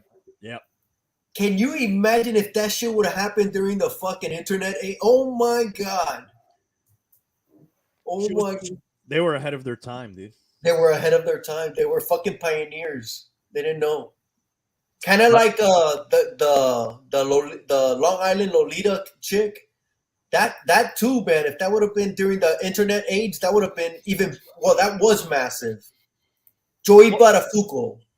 What was that one? I remember him. He What was had the an story on affair that? with a young chick. He owned like a Yeah. garage, and then the young chick came and shot the wife. Yes. Knocked Mary on the garage. Buttafuoco. Mary Buttafuoco. You know, Joey Joey, Buttafuoco over here. and Joey, baby. You know. Oh my God, dude, Kathy Willits, bro. There was The a lot way- of crazy stories like that in that era. Remember the Wayne Bobbitt and Lorena Oh, Bobbitt? Fuck, bro. That was almost like AIDS, right? You were scared. That guy went into porn. He went into This porn. is always the connection, right? They always end up going into porn, right? Yeah. Frankenpenis. Yes. Now, is that the name of the flick he was in? I think it was because they sewed it back on, and you know, like how Frankenstein was all sewn up. Oh my god. Yeah. Dude, that's fucking nuts, bro. Now, the Tanya Harding, did one of those chicks go into fucking porn too? I think Tanya did, didn't she? Or she might have made a tape or something. I don't know. I'm not sure. I don't know. Maybe I made that up. I don't know. But Dude, it seems like, the Kathy Willits, that needs to be made into a movie if it hasn't, right? right? The sheriff in the closet. In filming the it. closet, bro. That's Yeah. crazy when you think about it, dude. And it all goes back to Cockhold. Yeah. So the other thing that I watched was I went back and I did a revisiting of one of my favorite sci-fi, maybe, I don't know if it's top 5, definitely top 10, I think. I did a rewatch, it's been years, of 12 Monkeys. You guys ever watched that one? I know you've watched it, Bum. Yeah, that's a solid movie. When's the last time you watched that one, Hialeah? 1996? It's been a while. Yeah, it's been a while. I You remember like it got suggested by a friend, and I watched it, and it was fucking amazing. Yeah, dude, it kind of holds up, man. I saw it and I was like, man, I don't know about the time travel, you know, how they do it and stuff scientifically and all that shit, but like the movie was pretty fucking cool, dude. It's Bruce Willis fucking killed it. Brad Pitt fucking killed it. Can I interject a second? Yeah. Because you kind of like mentioned something right now, and it's something that I had a conversation with somebody else, and you say you don't understand the time travel, right? Yeah, the way they do it in this movie, I don't know. They don't really explain a lot about that. Mm-hmm. They kind of put him in a tube, and then like he's like with some attachments, and they kind of send them through the tube. They kind of gloss over it. They don't get too technical with it. Yeah, they don't tell you how they invented it, who invented it, exact. It's really in precise because they end up sending him to the wrong place a few times. So this is where I'm going. Me and my friend, we watched the movie. Well, it's a popular movie, and it's somebody on YouTube that I know. And we got into the conversation, and I liked the movie pretty much. He didn't like the movie, And the reason he didn't like the movie was because, and it's a Marvel movie, okay, but he didn't like the way a submarine wouldn't stop this way, and it got lifted up, and it's just didn't make sense, dude. You're watching a fucking. This is my point. Is this You're guy like watching is he like a military guy? No, Okay. no, he's not at all. Some This is military people get ticked off at that kind of shit. But this is where I'm getting at. Kind of like you with the time travel. One, it's fucking time travel. Two, it's time travel. Who the fuck knows? This guy with the submarine, you're fucking watching a movie with fucking a guy with little fucking wings on his fucking foot. It's fucking a Black Panther that eats a flower, he gets a power and all this shit. And you're getting stuck up because they didn't keep the summer fucking ring real? Really? That's what makes the movie bad? Because that didn't make sense? Yeah, you got to suspend That's your. come on, dude. Get the fuck over yourself, bro. Yeah, that's with like you're watching wrestling. You got to suspend your. What do they call it? Suspending your belief. Right. You got to just go with it. Otherwise, you know. It's like, come on, dude. You're watching guys with little fucking wings on their foot flying. I glossed over the time pissed off over a submarine. You know what got me the most out of that movie? The one thing out of that movie that I was like, that probably, even more than the time travel thing, I was like, that probably would never happen. The woman in the movie that's the psychiatrist. What was her name? In real life? Yeah. I can't remember. She did a few things, though. Really pretty. Madeline Stowe. Okay. Yeah, really pretty lady. Yes. I was like, this lady would have never gotten romantically involved with this guy. You know? In a million years. Yeah, he's insane. Yeah. But she starts believing him, eventually because he talks about the kid in the well. I don't know if you remember that part. No, I don't. It comes on the radio and he goes, "Oh, that kid's stuck in the bottom of the well." He goes, "It's just a hoax." He gets out alive. He's in the barn. And then later, because he was alive as a kid during that time and he remembers the story. But that's the part that got to me. Like, fuck, dude. But it's interesting because the reason that they come back is for a deadly virus. And he has to come back to find the origins of the virus so they can then cure the virus in the year. It's not that far off the year that they were in the movie, 2035. So he's sent back in time to collect samples of the virus, go back to 2035, give them those samples so they can find a cure and then go back and live on the surface because they're living underground. They're not necessarily trying to stop the virus from spreading because, in essence, this is where it gets crazy and your fucking mind starts exploding. If they went back and they stopped the virus, then they don't really even exist in the place where they sent them from, right? I guess. You're in the year 2035. You're living underground because of this virus. If you send this guy back in time, he stops the virus. Do you cease to exist as you are? Because the virus never happened? Wasn't that part of it? Well, that's one of the lingering questions when you deal with time travel. He wasn't the only person that they sent back, right? No, they sent out multiple people. Right. They would send convicts back because I guess they're expendable. And sometimes they would stay and, or get drugged up and go get women. And at the end of the movie, he dies, right? When he's trying to get on the plane or he's trying to shoot the guy who has the veils. He dies, the vials, not the veils. He dies.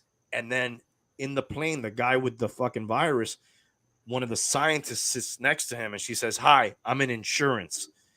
Like, she's there to insure, like, in case anything fails, I guess. But the whole thing is like, he's going to die anyways. He was sort of doomed.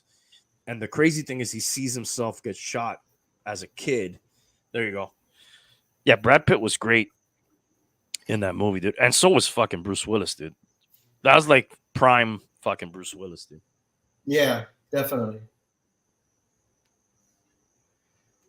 This guy should have won an Oscar for that. Brad Pitt. He was so fucking amazing in that. I believe he got nominated, but I guess he didn't win it. But We need to do that one. We need to do like decades. Who should have fucking won the Oscar and who shouldn't have?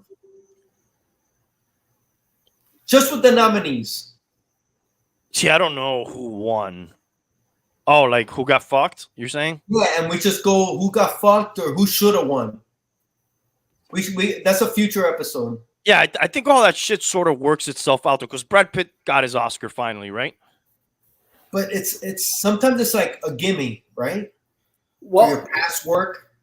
was that a supporting actor? Oh He was- yeah, but that was supporting. yeah. He was sort of like the red herring in that movie, which he was built up to be the leader of the 12 monkeys, and they ended up just being like some environmentalist wackos who wanted to release animals from the zoo. They had really nothing to do with the virus, even though his dad owned the lab that the virus was taken from. But that other guy is the one who really spread it out. But still, dude, he played a fucking whatever mental illness he had. He fucking, you believed he was crazy in the movie, dude. He was just It was he had really good. all the fucking manias and all the fucking, spaz out fucking shit, dude. He's really good. Who's the director of this movie? It's somebody famous. Is it? Oh my god, who is it? This guy's done a couple other pretty big films. He's never really talked about in like, the fucking Scorsese, fucking Spielberg, vein. Is it But Milos? No, no. it's not Nolan.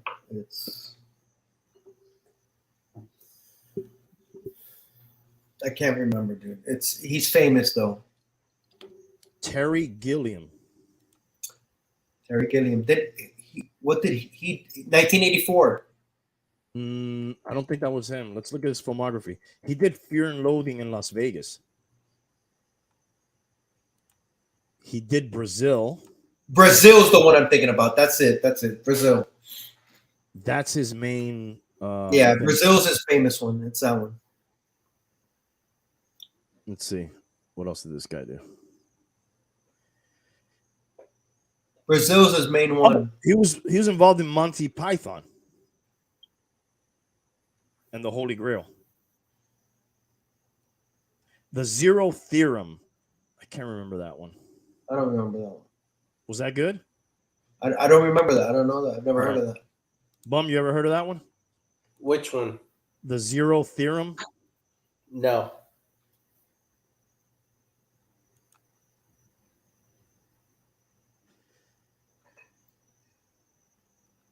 Kind of an interesting filmography, this guy. Why isn't 12 Monkeys on here, though?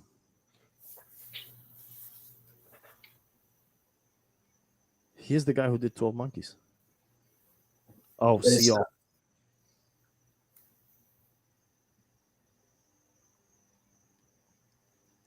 Oh yeah, he did a lot of the fucking Monty Python movies. He did all of them.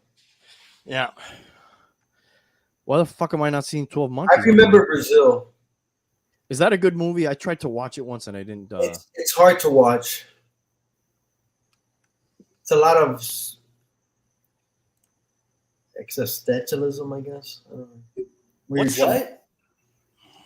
Existentialism? I forget. Monty Python? No, Brazil.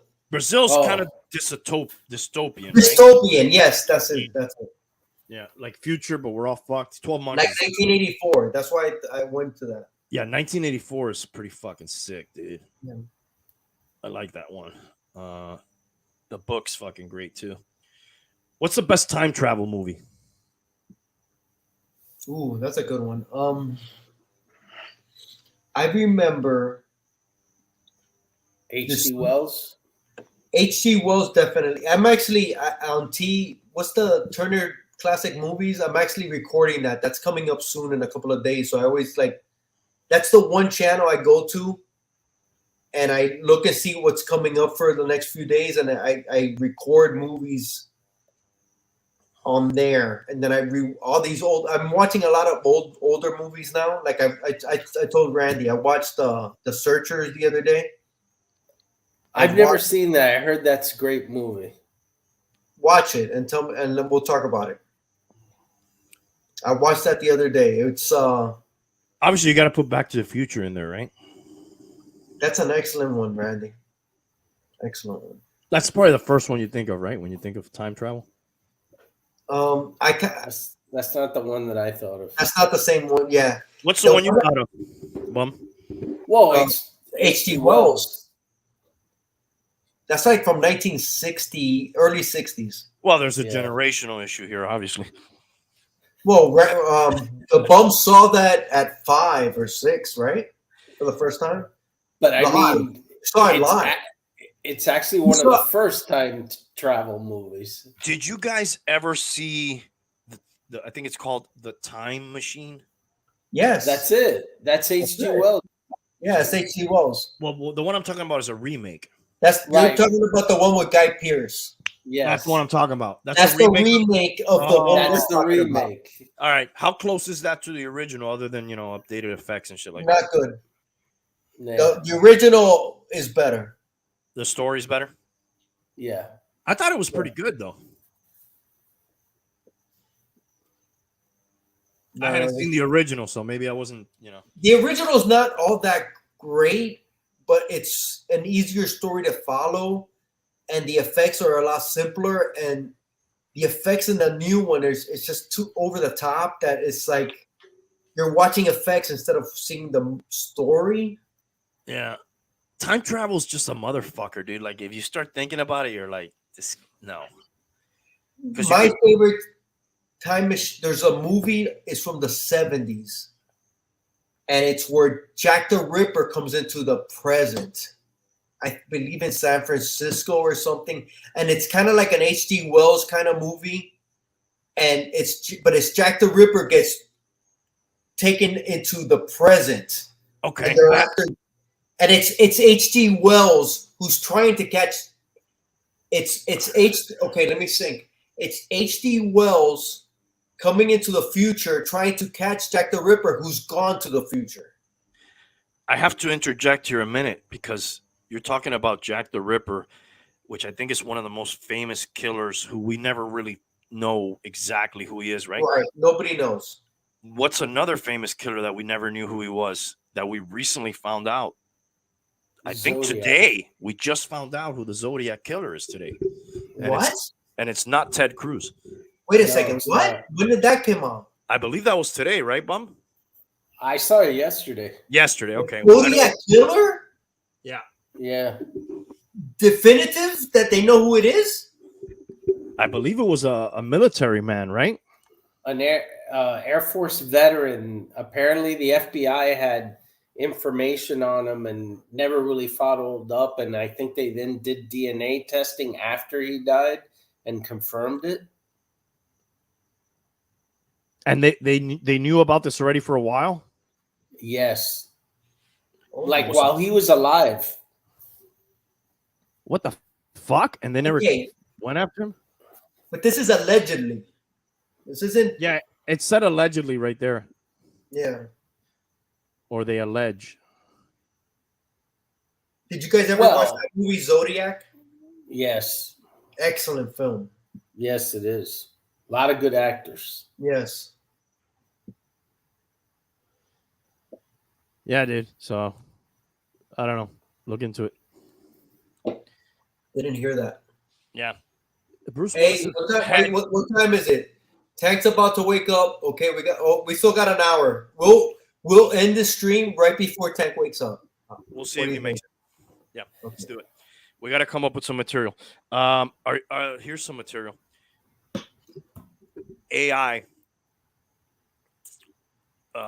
Chat GPT. We were waiting for Chad GPT. I don't know if he's still coming on, but Chat GPT. What's up with the AI, bro?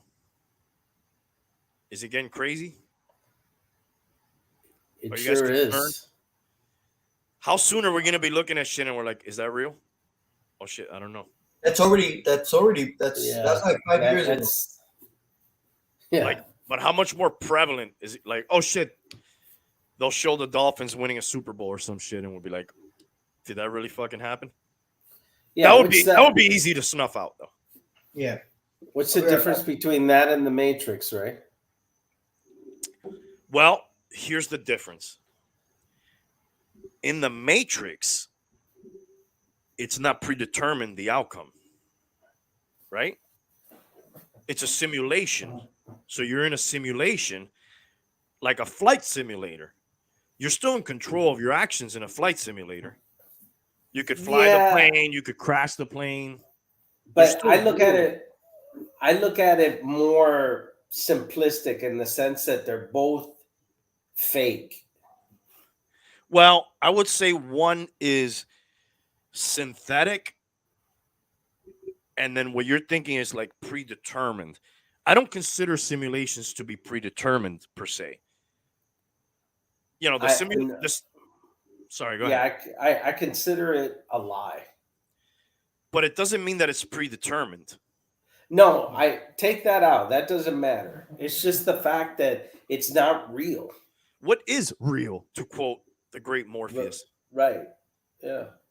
Then we It's get into that discussion. right. It's all a set of rules and parameters, and then you get into the whole free will. Did I just say these words because I wanted to, or was I going to say these words anyway? Who the fuck knows all that? You could talk for days about that shit. But I separate a simulation from outside interference, you know, or fake stuff. I consider outside interference or fake stuff like some outside or inside party wants to have some outcome, and then they somehow, what is that called? Manipulate, Manipulate, like with the marionette is what I'm trying to do here with my hands. Things, puppeteer. yeah, puppeteer people or things to get a desired result. Then that to me is okay, that's fake shit. But even if Like you're the emperor. yes, that would be an example. But a simulation, if we're in a simulation, we could be in a video game. And a video game, while it's a fake reality, the rules within the game are real. And if you do this or that in the game, this or that is going to happen depending on what you do. You still have some sort of control over the outcome. Just like if this were a simulation, I got to wake up tomorrow. You got to wake up tomorrow. We're going to have to drink water at some point. We're going to have to eat food. We're going to have to we're gonna have to do certain things. If we don't go to work, we're gonna get we're gonna get fired. If we do good at work, we're gonna get more money. If all this, we're still playing with some rules. If it were a simulation, is what I'm saying. And I always go back to the debate, like, Jesus, you can't really fucking prove it one way or the other. Yeah, I just find that whether you're living in a puppeteered scenario or you're living in a simulation, the common factor for me is that they're both not real. What is And real? whatever you think is real is not, right? I don't know. The thing that gets me all the time lately is whenever I see coincidences that are A lot of them happen. like just very strange coincidences. But then again, you think, yeah, there's going to be coincidences. They're just going to, some things are just coincidence. Well, but see that's where you go, and we're always kind of talking about conspiracy theories. I mean, for the most part, your hardcore conspiracy theorists never believe in coincidence. In fact, that is the sign that there is a conspiracy, right? Yeah. Listen, man, I like those, that they're fun. There's some that I'm just like, when they start going, well, he was born on the 9th of May, and on the 9th day of the 5th year, there was 9 cars and 5 of them crap, like that numerology shit. I don't really buy into that those are, to me, those are just coincidences, like crazy shit. Like Joe Theismann was on this yard line and Alex Smith was on this yard line and the score was this in the third quarter. Those actually, that one's a pretty fucking good one. Now that I think about it, you remember that one? What? Alex Smith's horrific knee injury while playing for the formerly Redskins. Now they're known as, what's their fucking name now? The Commanders. The Commanders. And then Joe Theismann's injury, there was a lot of coincidences with that. I think the time in the game that was left, the yard line, potentially something to do with the score. I don't remember all the shit. There was a lot of coincidences between their two injuries. I don't know if you remember that. I do not. I never heard about that. All right, well, let's look it up here. It was a pretty fucking good one, dude. There was a lot of. But what does that mean, though? I'm just saying that I think those are coincidences. Or maybe if there's a simulation, they just plugged in a different guy's name into the simulation and the same outcome came out.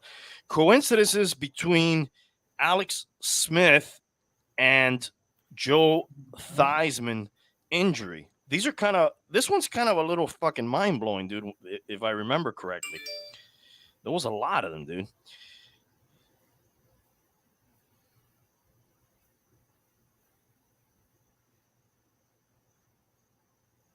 Okay, the almost eerie similarities between Alex Smith and Joe Theismann injury.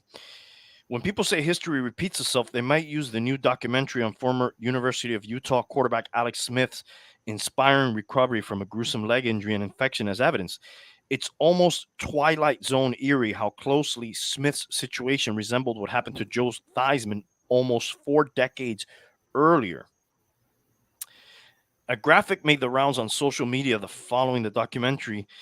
Last Friday's highlights many of the coincidences between Smith and Theismann, who was interviewed for the Long Hour show. The injury, broken right tibia and fibula in both cases. The date, November 18, 1985, November 18, 2018. Team, Washington Redskins. Location, Washington, D.C. Yard line, 39-yard line. Final score in the game, 23-21 in both cases. Caused by 3-time Defensive Player of the Year Lawrence Taylor, 3-time Defensive Player of the Year J.J. Watt. Left tackle, Pro Bowl Joe Jacoby, off field due to injury. In Alex Smith's case, Pro Bowl left tackle Trent Williams, off the field due to injury.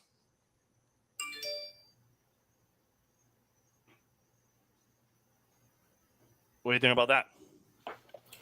I did not know that. What happened?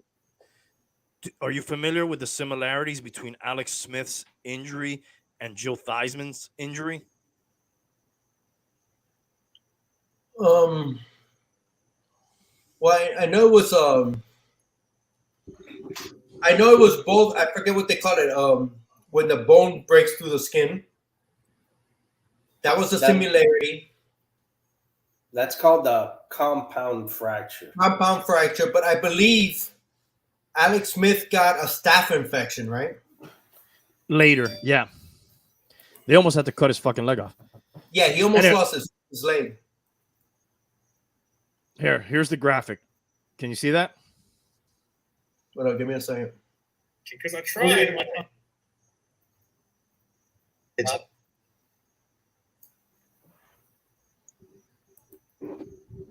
We were talking about, reality and simulations and shit like that and coincidences, right? That's what gets me a lot of time when there's like major coincidences. And in this scenario, as you can see, they both broke the same bone. It was on the same date, November 18, both on the Redskins, both in Washington. Serious? It was the same date? Same date to the date. Yeah.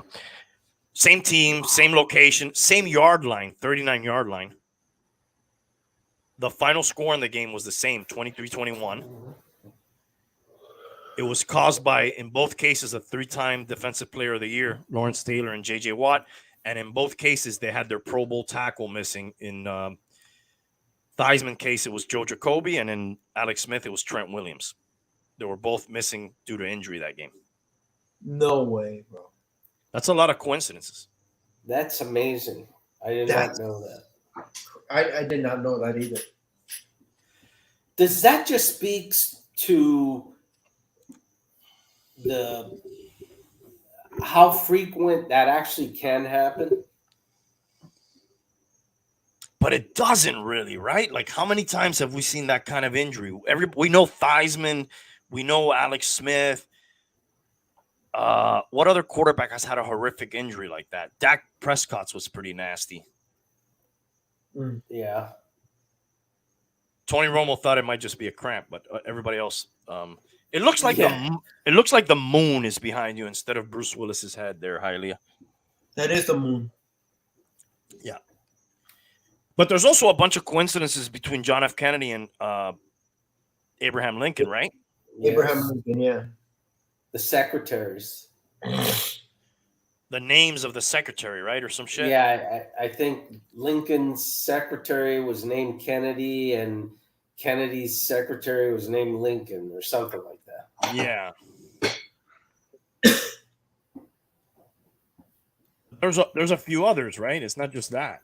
Well, yeah, and they also belong to the theory that every or most elected presidents on a year ending in 0 are always assassinated.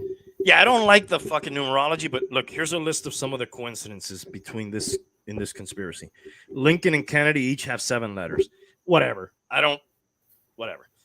Both presidents were elected to Congress in 46 and later to the presidency in 60.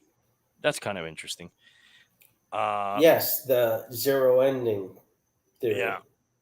Both assassin John Wilkes Booth and Lee Harvey Oswald were born, if you believe that, were born in 1930 in 39, not 1939, in 39. So one in 1839, right, and one in 1939.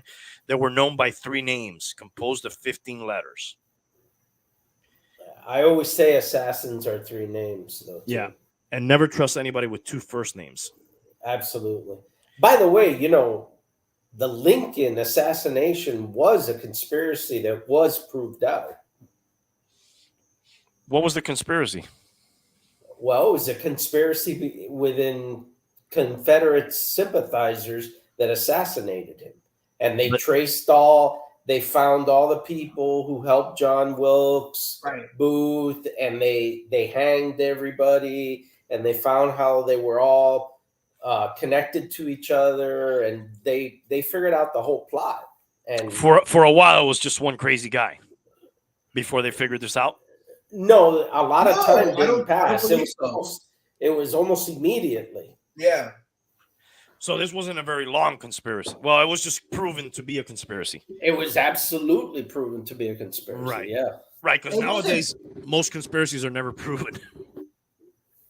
Right. They're just conspiracy theories. Right. This wasn't really a conspiracy theory. It wasn't a conspiracy. They knew who the fuck it was. Well, that's a conspiracy when people conspire. Right. It was a conspiracy because there were multiple people conspiring to assassinate him. You're correct. And they caught him. Because the word conspiracy has taken up such a negative connotation that it almost means you could substitute it with bullshit. Exactly. Total. Yeah, you're absolutely right. Well, but there are legit conspiracies like this one that you're talking about right now. That become true, that are true, right? They're actually proven, right? Because what happens, though, and this ties into the whole question about coincidences, that many a times, because there are coincidences, people automatically say they're conspiracies, right? Yeah. Well, that couldn't have just happened. That couldn't have just been a coincidence. That it wasn't happenstance. It wasn't happenstance. Happenstance. Yes. So let's run through some of these other ones. They both ran from a theater and were caught in a warehouse. Oswald ran from a warehouse and was caught in a theater. That would be correct. They're both Southerners. Well, that's not, both of the president's successors were named Johnson and born in 08. That's amazing. Both Lincoln and Kennedy were particularly concerned with civil rights and made their views strongly known. And I think both of them, even though they were so many years apart, I think both of them were inaugurated and still wore top hats. Wow, I don't remember that. Okay. Let me ask you guys a question though. That is true, though. I think you made that up. Let me ask you guys a question though. Is this just a coincidence, or do you think this was somebody went out and tried to make this be so? I don't think you could, right? You know what some people would say? Oh, dude, there's JFK with a top hat on, dude. Yes, I There he told is. you. You know what some people would say that are into simulation and shit like that? That maybe there's some sort of playbook or algorithm that gets you this result, and maybe they use the same sort of playbook and algorithm. And I don't know if I'm expressing my thought correctly. No, you are. or they have I totally understand. or they have a certain scenario. Let's say Yeah. assassination of president, and Yes. it's repeated, and it's always the same. Yeah, hey, just run the fucking Abraham Lincoln simulation, dude. Yeah. We'll get rid of him that way. Oh shit. Okay. Do you guys really believe that? No, it's just fun to talk about. Here's a couple other ones. Both were shot in the head on a Friday. There you go. Here's the one the bum mentioned earlier. Is Lincoln this almost like a fortune teller, and they just grab at stuff and well, find the similarities? You start looking for shit. Right. But some of these are, the Alex Smith, Joe Theismann one, those are pretty wacky, dude. Some of these are pretty wacky. I don't like when they do the numbers thing, like, oh, they were both born on the 9th day, and there's 5 letters in their names and, whatever. But some of these are. Does this go back almost like to Nostradamus? Could you? It's almost the same, right? Oh, he said this, and it could mean this, but oh my God, I can't. He said Hister, and it's Hitler. He missed it by 1 letter. Yeah. Well, dude, Nostradamus put out so much shit, dude, that like I'm not that impressed. He just put out so much shit that some of the shit was gonna be right.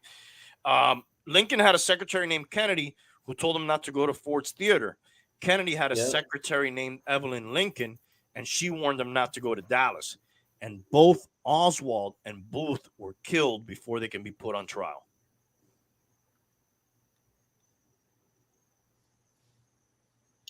You can't deny the similarities, right? There's a lot of similarities.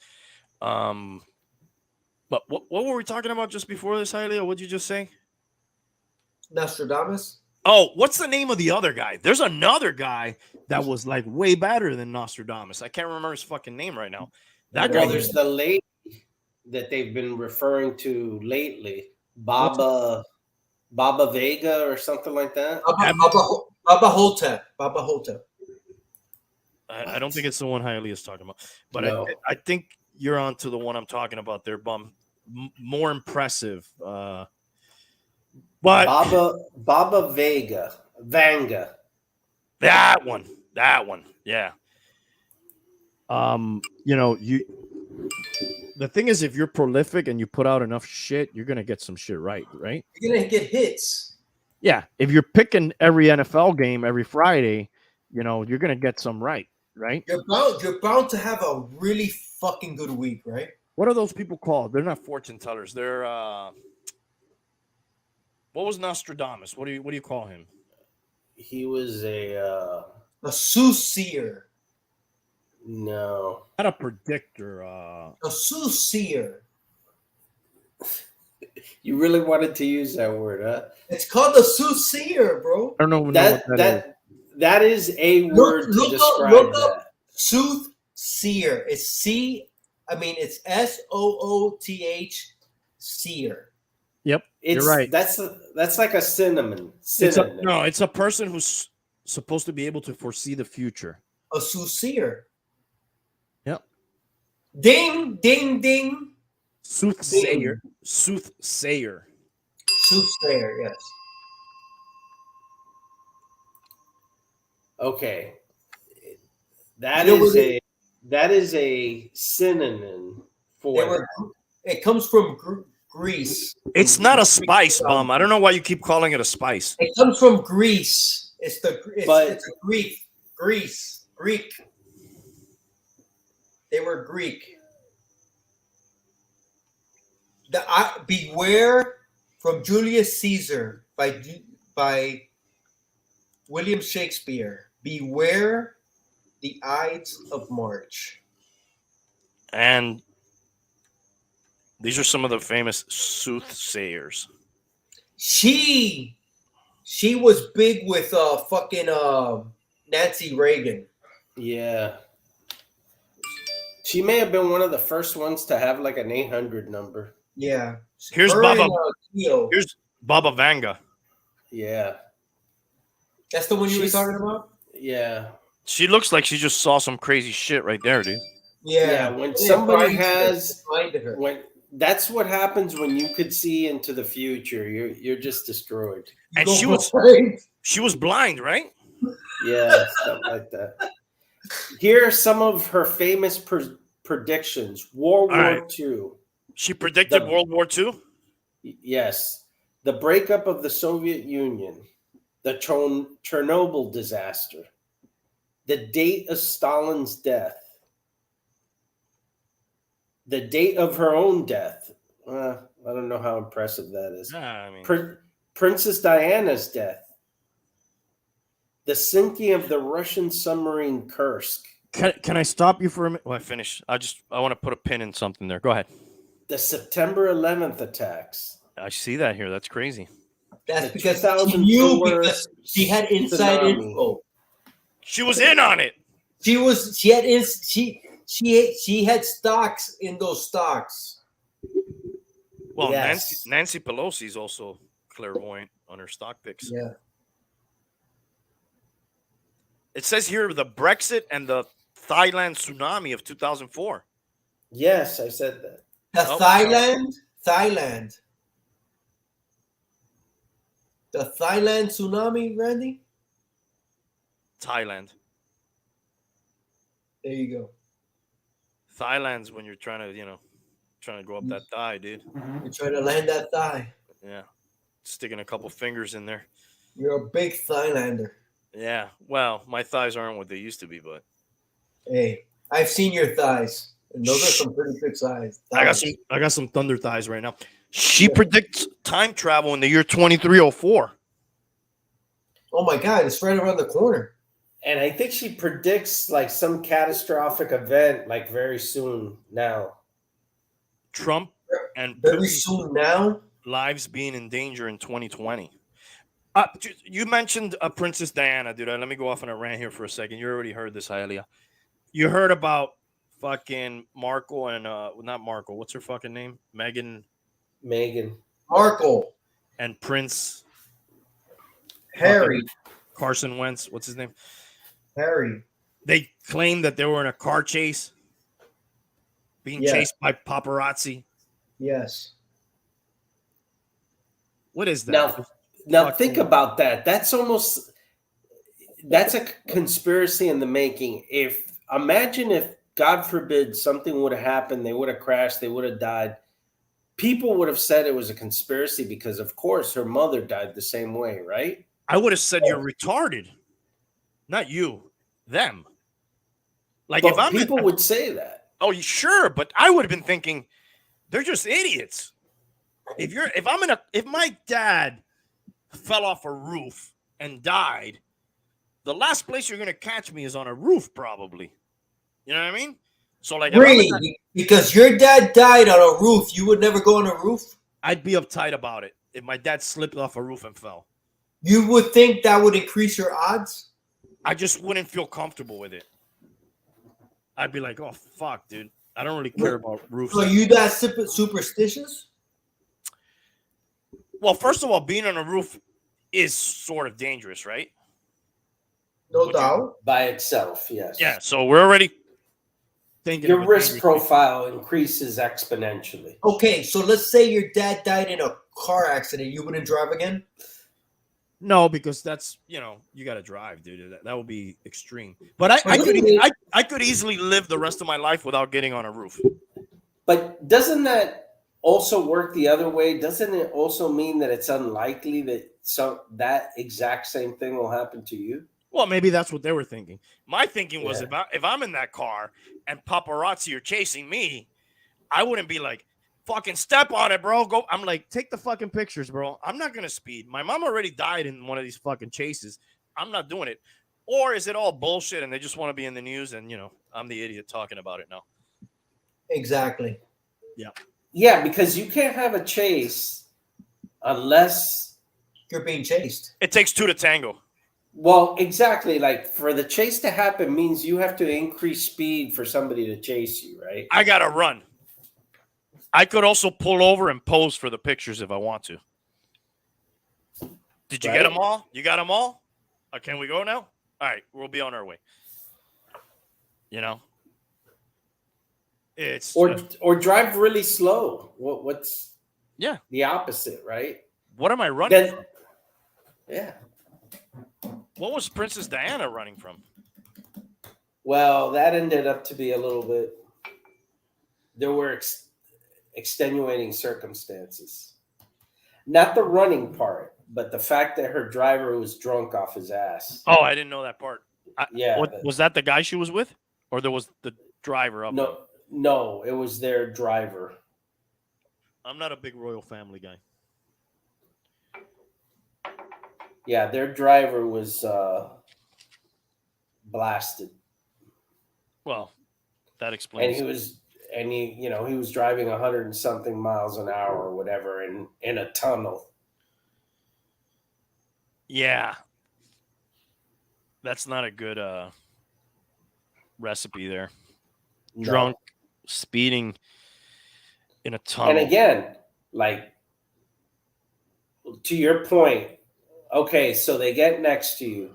Like, don't you have tints? What are they going to do? They're going to take a picture of the outside of your car? I think But it's just all bullshit.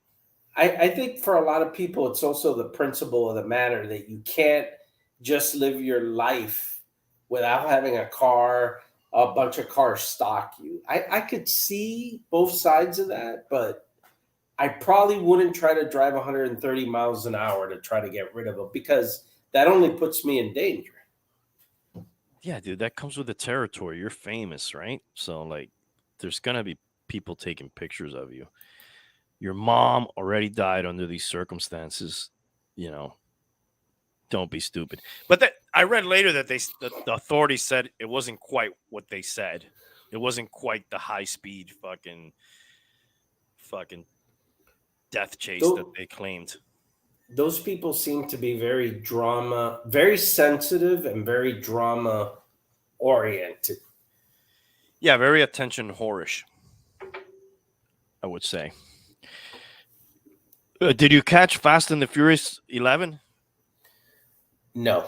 Which is called Fast X, which is 10. So I don't know why the numbering thing. I think I probably saw 3 of those movies. Yeah, I may have watched 2 or 3, maybe. I don't know. But I told you, I think it's, when we were talking about Star Wars and all that, I told you, I think that I've come to the conclusion that I just stay away from franchises now. But that wasn't always the case. No, because at some of your favorite. Sorry, easy now. At some point, franchises weren't prevalent. They were, not everything was a franchise. Right. It was done very sparingly. And those happen to be good. Right. I'm just making the point that it's weird how things have changed because back in the day, probably some of our favorites were franchises. And I think that if you go beyond 3 movies, it gets ugly. That's kind of the sweet number right there, right? Yeah, I think so. At least for me. Yeah. So, like, I'll give you some examples. I think everybody here is fond of The Godfather. Yeah.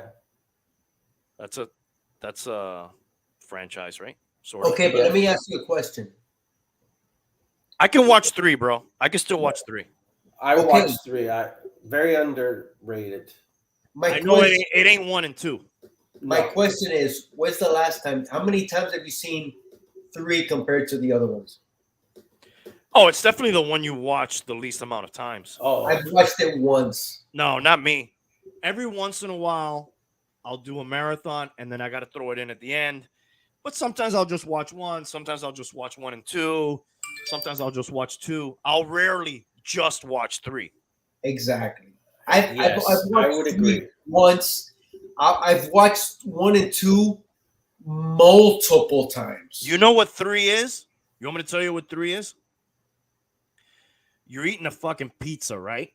And like it's fucking good, bro. And then you get to that last slice and you're like, oh, dude, should I eat it or not? And then like you eat it and then it's not that fucking good. That's how 3 is. You just fucking eat it, but it ain't that good. Rocky. You like Rocky I do. franchise. Yes. Star And- Wars. You like Star Wars Yes. franchise. Yeah. The first 3. The first 3. And the third one is the weakest. Exactly. Yeah, I don't have the hate for 3. Well, no, I don't have hate. I'm just saying it's the weakest. Oh, yeah, I think Exactly. In Rocky. And Which was- Rocky. Rocky goes all the way up to 4 before it gets really bad. Is Exactly. Rocky 5 the one with the boxing kid? Yes. Tommy Morrison Morrison. Tommy Gunn, yeah. But the first 4 are solid. are solid. I would Um, agree. Back to the Future. Dude, I only like the first one. I only like the first one as well. I'll watch the other ones. There's a fall off, yeah, for sure. I've watched the second one. I've never watched the third one. I've never watched the third one. I know it's about cowboys, right? They I've go never back to the West. seen. Yeah, I don't think I've seen. Never, that. never watched it. It's not. Yeah. It's not terrible. It's Never not up, watched it. not up to par with 1 or 2 for that matter. But Raiders of the Lost Ark. oh, dude, I know that 1 and 2 are really good. I'll watch 3, and I'll watch 4. You know, and I'm gonna watch. And I watched 5, and I'm gonna watch 6. But yeah, there's like a Jesus. fall off. 1 and 2. I didn't even know there was a fourth one. The one where he was old, when he like about 10 years ago. I never knew that existed. I The don't king, care. the The kingdom. one of with Shia the one with LaBeouf. Sean Connery. Sean Cameron. No, Sean Connery. No, that's 3. Okay. This one's 4. 4 is Okay. with Shia LaBeouf, and it's called the Kingdom of the Crystal Skull, and he's already kind of old, you know. No, Okay. I don't even know that existed. Yeah. Then I would say that the first 3 are the solid ones. The first 2 are the solid ones. Oh, dude, What's another? Jaws. we got a caller on the line, dude. Jaws number That 1. never works. That Should we never ta- works. Should we take this call? I'm It scared. usually is a Justin member. Butler. Let's see what Justin Butler is gonna say. He may be related to fucking Jimmy I'm Butler. scared. I'm scared. I There's don't wanna always know. I'll have I my don't- itchy finger on the trigger. Okay. Go Hey, for it. Justin Butler, how you doing, man? Are we surrounded by a backward fucking freak? So what? Is it fucking is it Conor McGregor? Fucking twat. What's up, dude? Bang! Bang! Bang! Don't fucking start me off. Is this a soundboard? Is this an AI? They don't even use them on about that. Use that, you sick. It's a bushwhackers, dude. It's one of the bushwhackers. What's going on, bro? Where you calling in from? Come back to For the me. UK, man. All right. Yeah, we could probably stop doing that. Where were we? franchises. All I right. think we were at Jaws. Here, let me hit you. Oh, that One. That one. Jaws falls one. off. Jaws one. Jaws 1. That's it, right? 2 very subtle. The opening scene where she's water skiing is pretty good. Which is kind of they take it from 1 though, right? They Yeah. do that in 1 also. No, they don't. No. There's a water skiing in one, isn't there? No, so water skiing in 3D. And two at the beginning. In 2 and in part 3. In 3D? Yes, when they're at like a Busch Gardens park. And they're doing a speed show. Dennis Quaid's in it. Yes, Dennis Quaid and Lou Gossett Jr. Yes, right after Enemy Mine. All right, let me hit you with another classic franchise. One of my, I don't want to. Yeah, I like this one, dude. Mad Max. The best one for me is the second one. It's 2, right? 2 is the best one. 2 is the shit, but dude, that one that they did a few years ago, Fury Road, that's fucking fire too, bro. Yes, that's fire. But that's more of a reboot. But it's part of the franchise. But it's fucking great, bro. I've never seen that. I heard it's good. You've never seen Fury Road? Oh my god, it's so good, bro. You seen it. You told me you seen it. Not completely. I can't even remember. Dude, I actually got the chance to see that at the theater. Bro, it was amazing. Are you still coming here tomorrow? That's the plan. All right. If you do, maybe we'll watch that if we have time. That's fucking good, man. It's really fucking good. Yeah, dude. It's like nonstop fucking balls to the wall fucking action. There's fucking dudes with guitars on fire and fucking cars hauling ass and people killing each other. It's really good, bro. Fucking Witness Me, and there's hot chicks, and there's a chick with her arm missing that's a fucking badass. It's just fucking bad, dude. It's fucking excellent, dude. Yeah, bro. It might. I don't know if it fucking. It might be the best one, dude. Actually. I mean, if you told me that, I wouldn't like fucking argue with you. You know. Yeah, it might be the best one. You know, I wouldn't. But again, that's a reboot. No, it doesn't have Mel Gibson in it. It's fucking good, bro. They say that those all movies are like in a Legends kind of timeline where they're not necessarily. There's no real connections between all those movies, is there? I don't believe so. I mean, I realize it's in the Mel Gibson ones there are. Yeah, the first one is really dated. You know, it's kind of low budget. Yes, and it's long. It's kind of slow in some parts, bro. The first one is actually not even an American movie. No, Australian. It's Australian, and it was what do you call that? Subbed, not dubbed? Subtitles. Dubbed. Yeah. Yeah, the last of the V8 Interceptors. It's not bad. It's just like sort of dated. Yeah. You know? Yes. And I don't think from the original one to the number 2, there were a few years in between there, right? Yes. Yeah, I think like maybe 5 or 6. Because it looks significantly different. Well, the next one you're talking Hollywood probably, right? Yes. At that point, bigger budget. Of course. Yeah. You know what? Beyond Thunderdome is not as bad as everybody thinks it is. It's actually it's not bad. Beyond Thunderdome is kind of like Godfather 3 for me. No. It's better than Godfather 3. But in the trilogy, it's not really, because part 1 is not really as good as part 1. So I don't know. But yeah, I could watch it, dude. We don't need another hero. Yes. 2 men enter, 1 man leaves. Hell yeah. Rambo. Ooh, very good. The first one's really good, bro. That's my favorite. The first one's really is really, really good. Really good. How many Conans were there? 2 or 3? 3 there was 2 with Arnold. Oh, Terminator, dude. 2. 1 is great. Best. 1 is great, but 2 is fucking excellent, bro. And there's been like 5, or right? 6. Yeah, 5 or 6. Fucking Batman was in it one time. Alien, which one's the best? A lot of people say Aliens. Yes, I know you do. I think it had. I like the first. I think Aliens 2 had more action, but man, Aliens, the original, was a scary movie.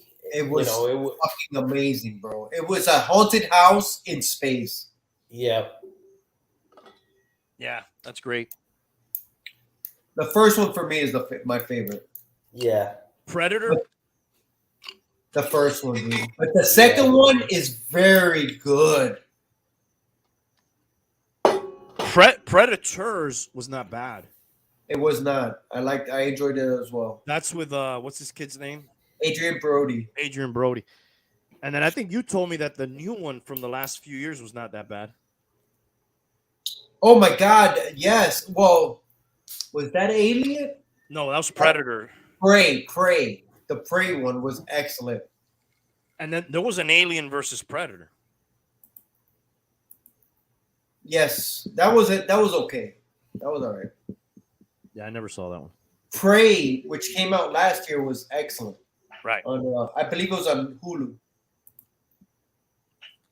But dude, this writer strike, dude, I think about it, I'm like, dude, you guys haven't been doing good shit anyways, bro.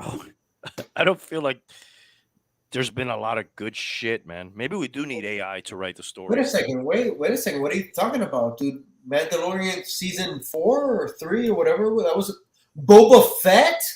That wasn't good. Marvel 55. You know, That they're hasn't been a Marvel 55, bro. I don't know what you're talking about. I don't know what are 32. Did we agree I to don't that? know what 32 means. There's not a movie called 32. The 32nd Marvel movie, I don't know which one that is. the one that's coming out now, Which one is that? the Quantum Madness of Black Panther and I haven't seen that. Strange I haven't seen that. I don't know what you're talking about. Endgame, Unite, Stop making sense. Avengers, Happy forever Mother's Day. through time travel. Happy Mother's Day. Mom, let me ask you this: when you see a lady on Mother's Day, do you automatically wish her a happy Mother's Day, or do you think, does this person have any children? And But maybe you lay off if you're not sure. or is asking, how was your Mother's Day? Because my Mother's Day was nice, and I'm not a mother. But when you ask, how was your Mother's Day? Is that a bad thing? I stay away from the word automatic whenever possible, and just wishing somebody a Mother's Day because they're a woman. But not wishing them a happy Mother's Day. Just saying, how was your? Everybody has a Mother's Day, right? You might as well ask, how was your Sunday? How was your Mother's Day? How was your Christmas? How was your Rosh Hashanah? How was your Passover? Yeah, but if you don't celebrate, But you still had that day because it was. How was your National Pizza Day? Because every day now is a day. so you would be more cautious, Bum, of whether this person has a mom that's alive or has children. I've seen too many people ask a woman when she's due, and she's like just fat. I've been getting a lot of that lately, dude. I've seen too many people do that mistake for me to like follow behind them. Yeah.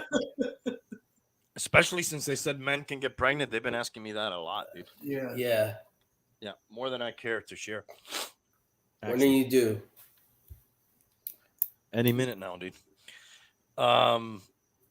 Yeah, I don't know. I thought that was funny, dude. I thought it was funny. It was. We both. I didn't know, and I caught it right away. You know? Yeah.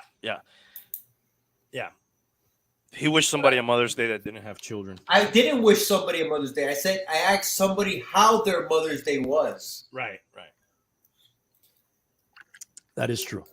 That could even be taken wrong. They just may have heard what, something else too, But you know what? To that was my wife told me that somebody, like I guess on Facebook, put out this preemptive strike on Mother's Day. Kind of saying, she told me this because it's somebody I went to school with, and she put out like, please don't ask me about Mother's Day. I'm not a mother. I never had kids. It really bothers me. Please don't ask me. Wow. And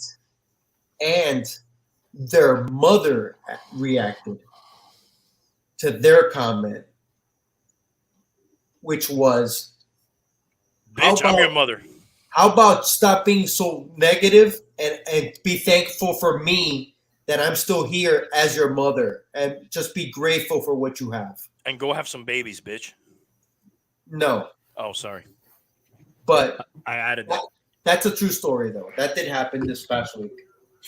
I wish Remo was here because that's another weird one that I encountered. I had a heavy Jehovah's Witness influence throughout my school years. There was always a pretty big group of Jehovah's Witness. And, happy birthday for them.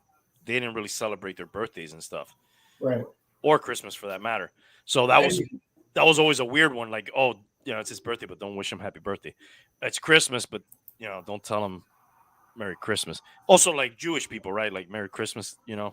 That's why we kind of sort of went to Happy Holidays, right? At some point. But to that, were you really that terrible person? If by any chance you forgot and you did wish him a happy birthday, does that make you a terrible person? No, and I see you're a proponent of just wishing all holidays upon all people. But I'm not wishing. I never wished. I just said, "Hey, how was your Christmas?" It doesn't mean you're Catholic. I'm a Catholic. Yeah. Hey, Randy, how was your Mother's Day? Oh, it was good. I spent it with my wife. Whatever. You didn't ask me that though. No, I didn't. That just hurt. That was hurtful. But I did wish Marina one. Very nice. Very nice of you. Very nice of you. Happy National Kwanzaa Day to you, my friend.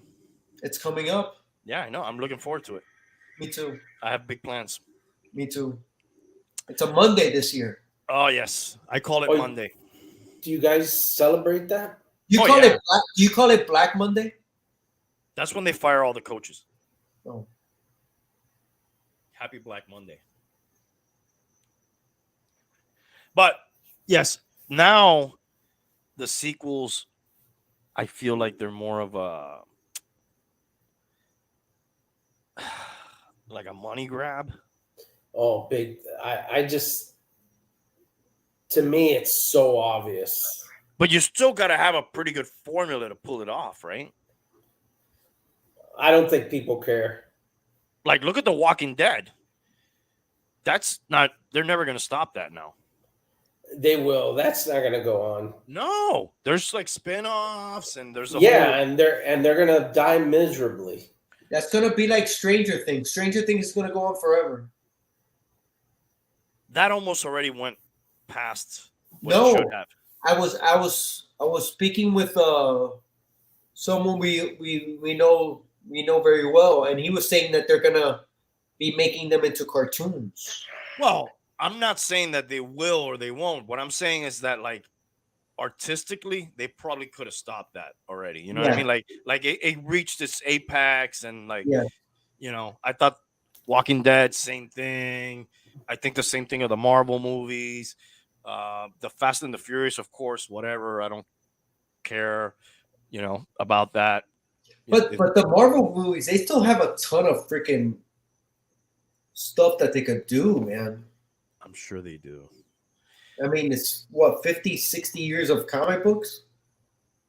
Yeah, but I don't think they're ever going to do anything for me personally that I'm going to be like, oh, I got to run out and see that.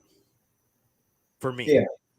Yeah, but to that point, I believe that's the same thing for me, because I never expected to see any of this shit the way it's been done. Even with the first Avengers, seeing the first Avengers was like, I remember when I watched that movie, it was like, oh my God, that's a comic book come to life. Yeah. And it's not going to get better than that. It was great. It was amazing. They kind of peaked early on with that. I will say that's one thing that Marvel does have as an advantage over a lot of the franchises, is that it does have unique stories and characters that it could keep going on, while some of these other franchises really have to kind of invent. They have to force it. And really have to, you could tell they're working with, very little. Yeah. Like, for example, I think, anything else, basically. any other franchise?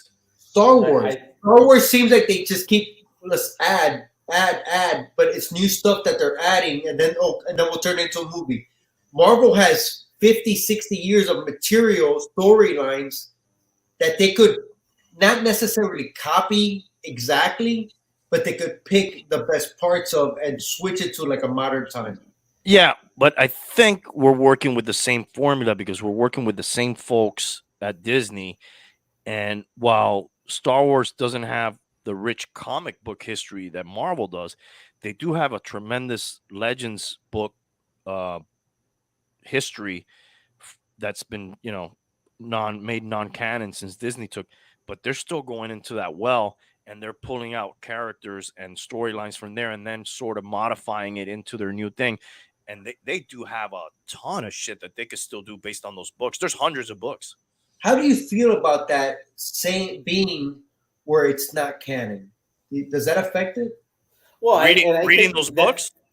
I think Yeah, that's another now- big difference. And now I they're think not that's- canon. And now they're I not. think I think that's another big difference between Star Wars and the Marvel universe.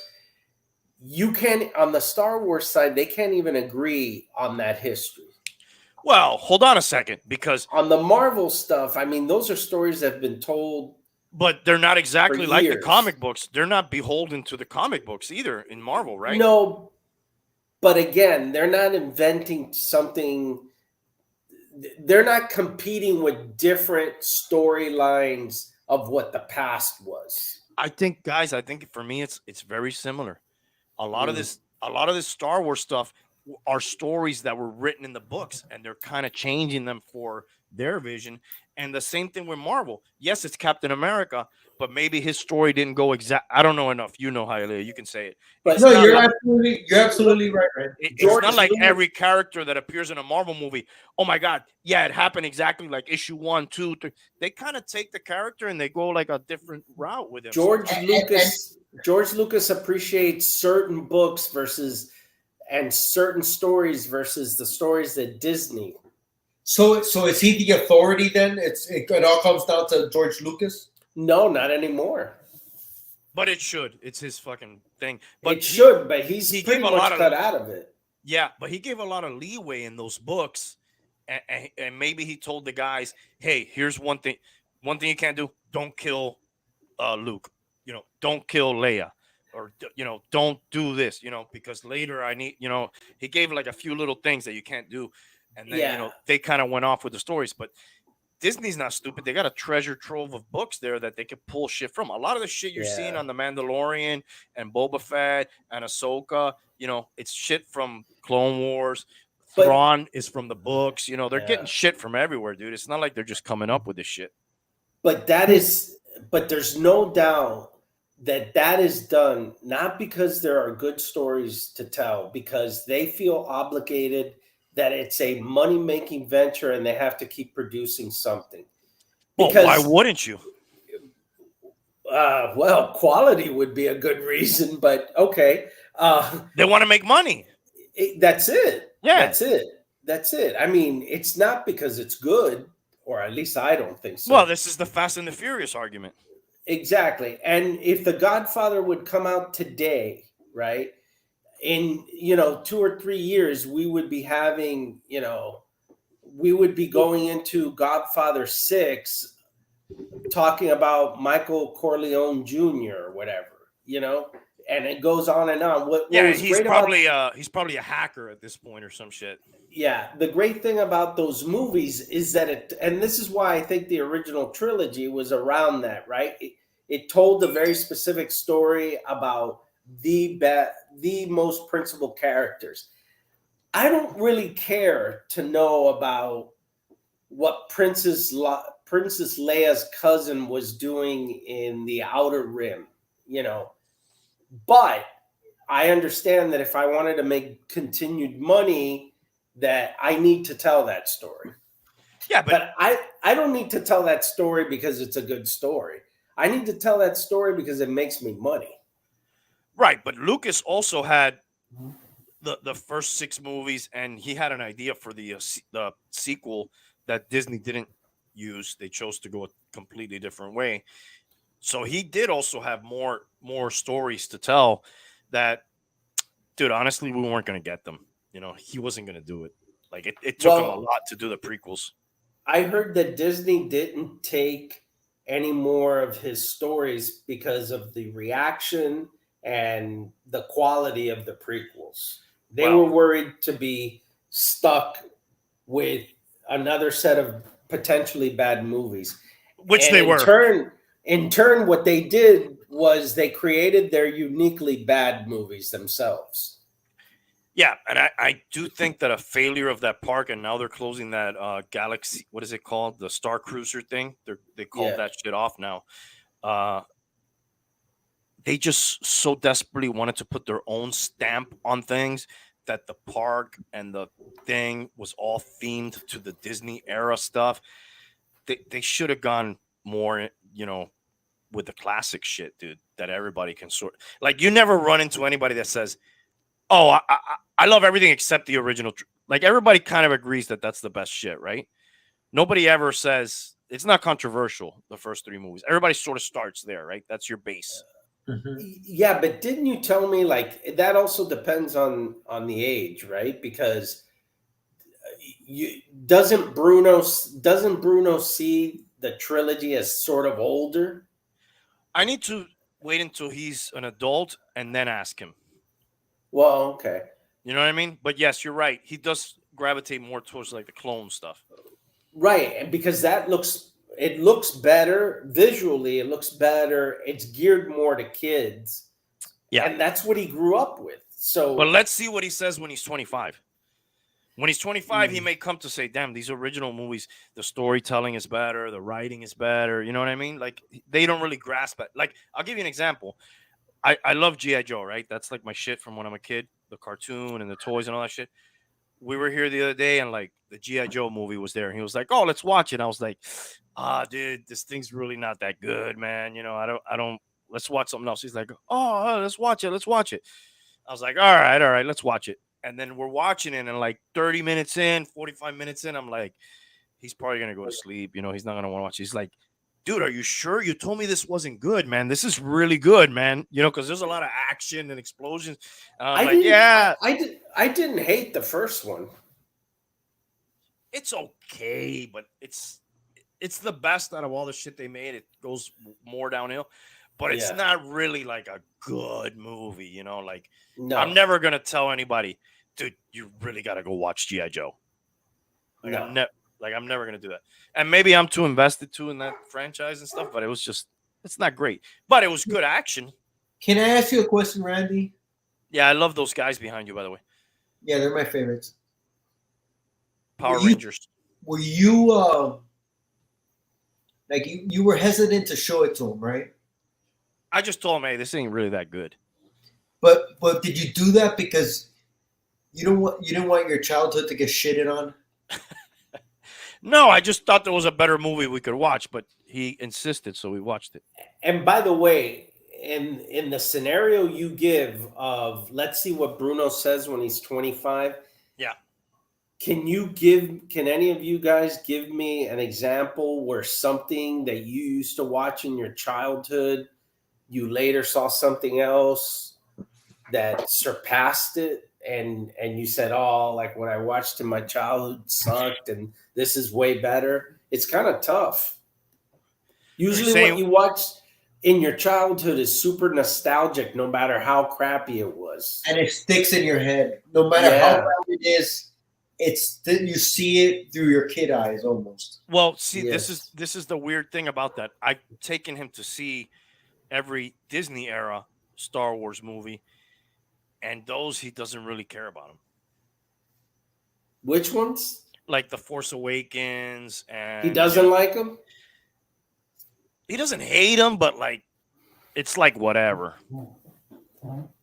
But So isn't he that likes how they are for us? Because that's how they are for me. Yeah, oh, they're terrible for me. But I'm assuming when he's later, he would like them because they're nostalgic. If the argument that we're making is true, right? But he likes the original three better than the. Oh, he likes the prequels. Right. I think he'll never say that there's anything better than that.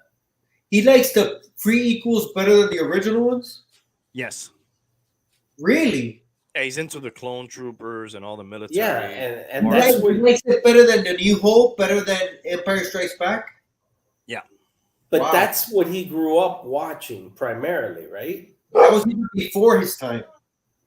Yeah, but he watched it again. It was new for him, new to him. Right. The It was Clone Wars. closer to him. He was more of a contemporary to it. Well, yeah, it was closer to that than the originals. Yes. Wow. Yeah. Wow. He's watching some 40-year-old shit. At this Yeah, point. I doubt he'll ever say that that's better than what he grew up with. But Even though we know it is. But do you think that's because of the effects? That's Probably. part of it. Yeah. Because regardless of what you think, the stories are better overall, and they're better movies in the first three. The New Hope, Empire, and Yeah, because I think it's let me ask you a quick question. yeah. The scene in Empire, one of the greatest scenes in all of movies. When that scene happened with, I'm your father, how did he take that? No, he can definitely appreciate that scene. And even the first time they appear fighting each other, like he knows that that's an important moment in the whole lore and all that. But what he gravitates to is that Clone War stuff and the prequel movies and all that. Those characters, Grievous and Dooku and all that shit. That's sort of his shit. The And clone. did he see the cartoons before he saw the movies? No, he saw those later. Okay. Which also happened that way in real life too. We got the movies first, and then they retro actively did those cartoons. I just think eventually he'll realize, that those are better films when he's older. I guess. The older he gets overall. Yeah, because you're a kid, dude. You don't really. Writing is probably lost on you a little bit at that point, and acting performances, and even though if you look at we put the fucking original movies on such a high pedestal, but if you watch them too, with a critical eye and forget a little bit about your nostalgia, there's a lot of goofy shit in it too. There is, but I would stop on definitely the first two. It's almost like Shawshank is playing, and you stop on Shawshank, right? Those first two Star Wars are playing, and I'll stop on those fucking movies. Oh yeah, because they're classics. I would never stop on Attack of the Clones or the Phantom Menace or any of that shit. I don't care. Yeah, I would. But I'm a sucker for all that shit. Do you stop on any Marvel movie that comes up? Not any Marvel movie. What's the movie you guys have seen the most? Top 5 movies you've seen the most times? Yeah, that's an excellent question. Not what's your favorite? The first Godfather, definitely. I stop on Shawshank. How many times have you seen these movies? I can't. I've lost count. Let's just say. Star Wars is in there. The first one is in there. Yeah. Jaws. I wish I had a fucking counter, like somebody was keeping my stats and shit, and they could tell me, because we could be wrong about this. Rocky 2. I've seen that a ton of fucking times. Urban Cowboy. I got my 5, and I think I've never even seen it. Yeah, You've that never one. seen Urban Cowboy? I've never seen it. Oh my god, that's one of my favorite all-time movies. Love watching that movie. I got my 5. You guys want them? Yeah. I agree on the New Hope. I've probably seen that more than any Star Wars movie, at least. Tombstone, I've seen fucking an inordinate amount Yeah, of times. Tombstone's up there. The Matrix, I've seen so many times. Matrix is up there. Pulp Fiction, I've seen maybe more than anything else. And what's the last one I had it? Oh, Godfather. I didn't say that one, right? No, That's probably the 5. Godfather's up there for me. Matrix is up there for me. Rocky 2, New Hope, Urban Cowboy.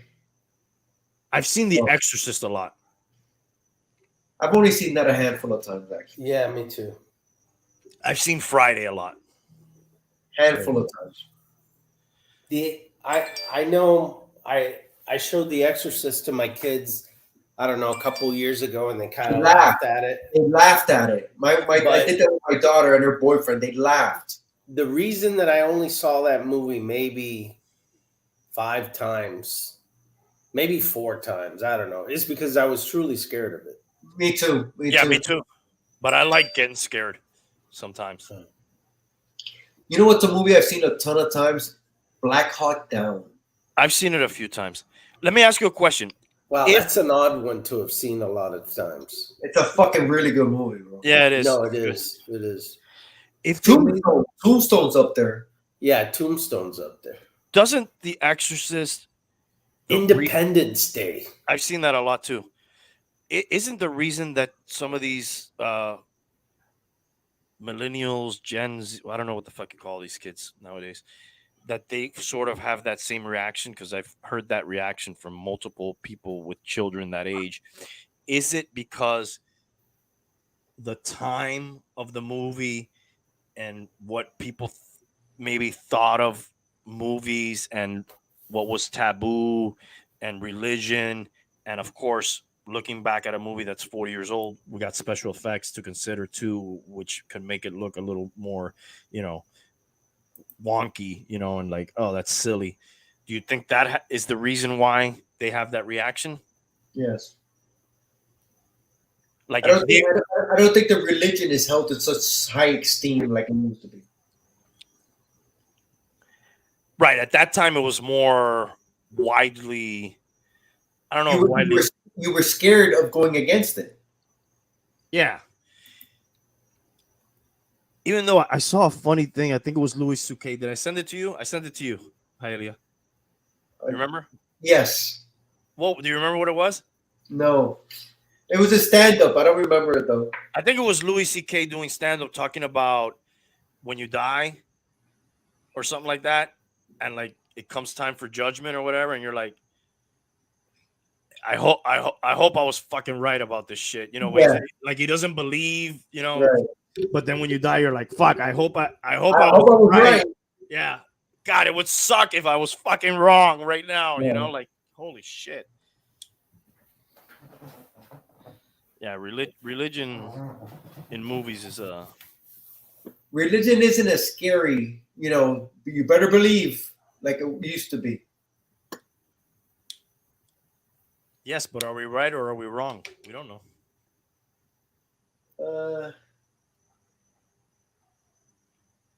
Well, you know what the thing I always say about that is,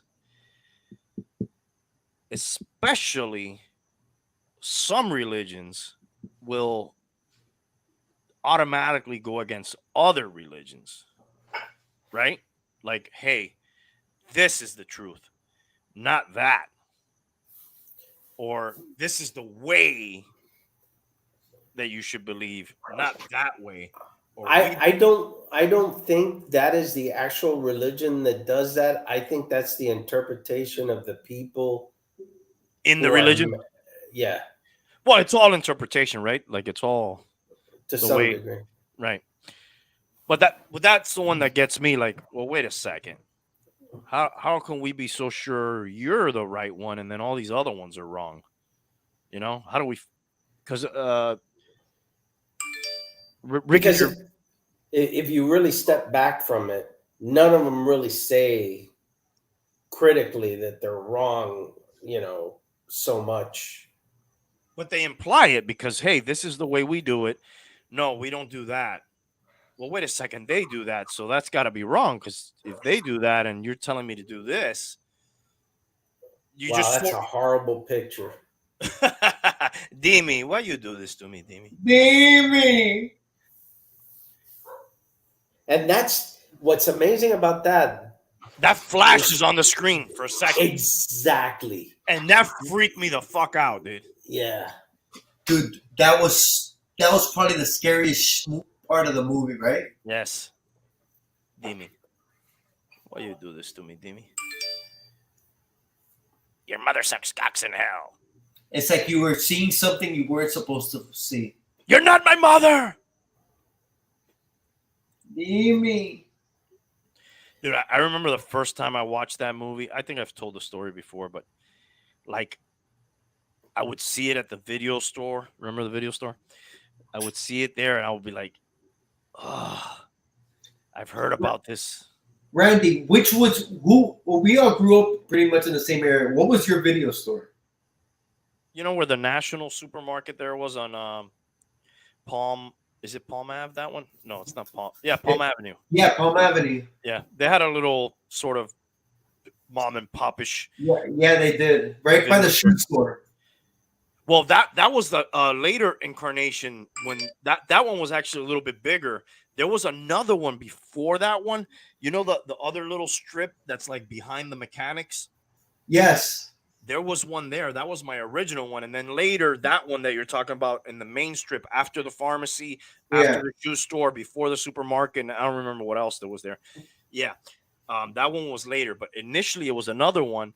And then you know, she would give me some weird faces, but they would always let you rent whatever. You know, when you were renting, like there was a lot of raunchy shit in the 80s, you know, all that porky shit that we were just fucking getting.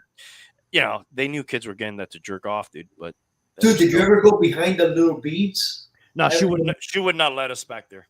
I used to go behind the beads sometimes. I think I was only there once, but going behind the beads in the adult section, and the minute you walked out, you were like almost like scared to walk out. Who's gonna be out there when I walk out? Kind of shit. That was a big fuck. It felt like people were waiting to see who came out. To see who would come out of the adult section, right? But dude, it was like the ultimate, like, you know how we see these memes and shit where they're like, I need a stock check on ass cream on aisle 5. You know, it's like, fuck, you just laying it all out there. I'm coming here and I'm gonna get this and I'm gonna go jerk off, you know, and the fucking behind, right?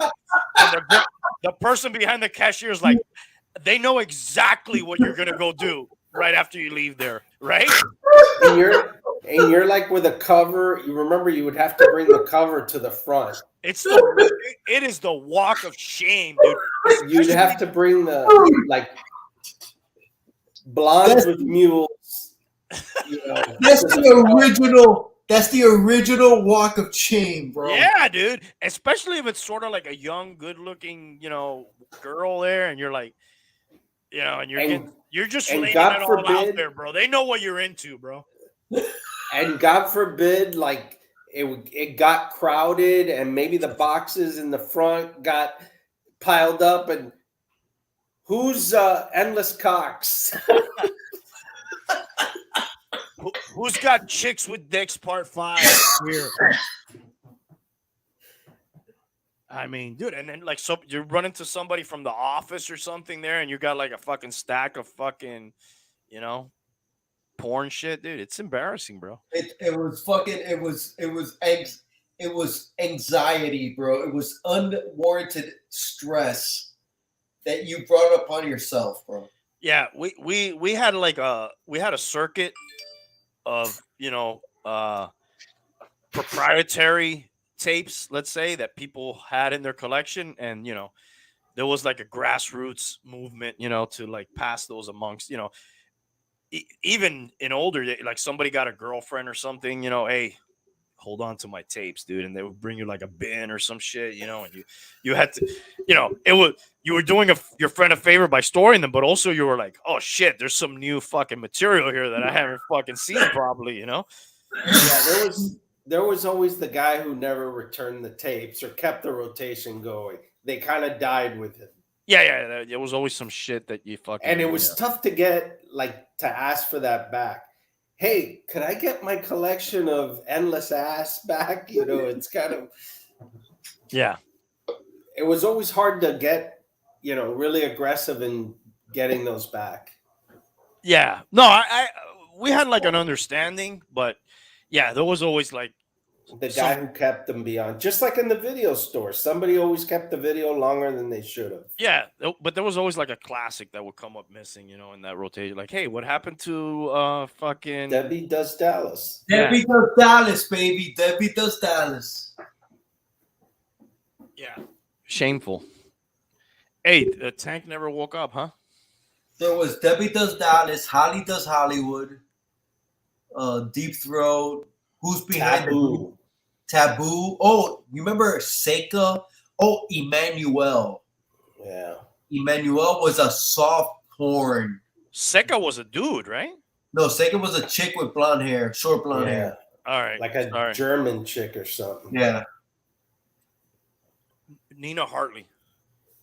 Oh, she had a sweet bubble butt. Yeah. She's like the Tom Brady of porn, dude, because she went like fucking. She may still be doing porn. I don't know. Is she still alive? She might still be doing porn, yeah. Christy Canyon. Christy Canyon was my all-time number one. I actually met her twice. Oh my god! Wow. I actually met her with somebody we know. We went because she was doing a signing at a video store on Bird Road. You're kidding. Wow. Yes, and then I saw her. Who is this person we know? Somebody we know You can't call him out. that might be related with you. Yeah. I know Milton?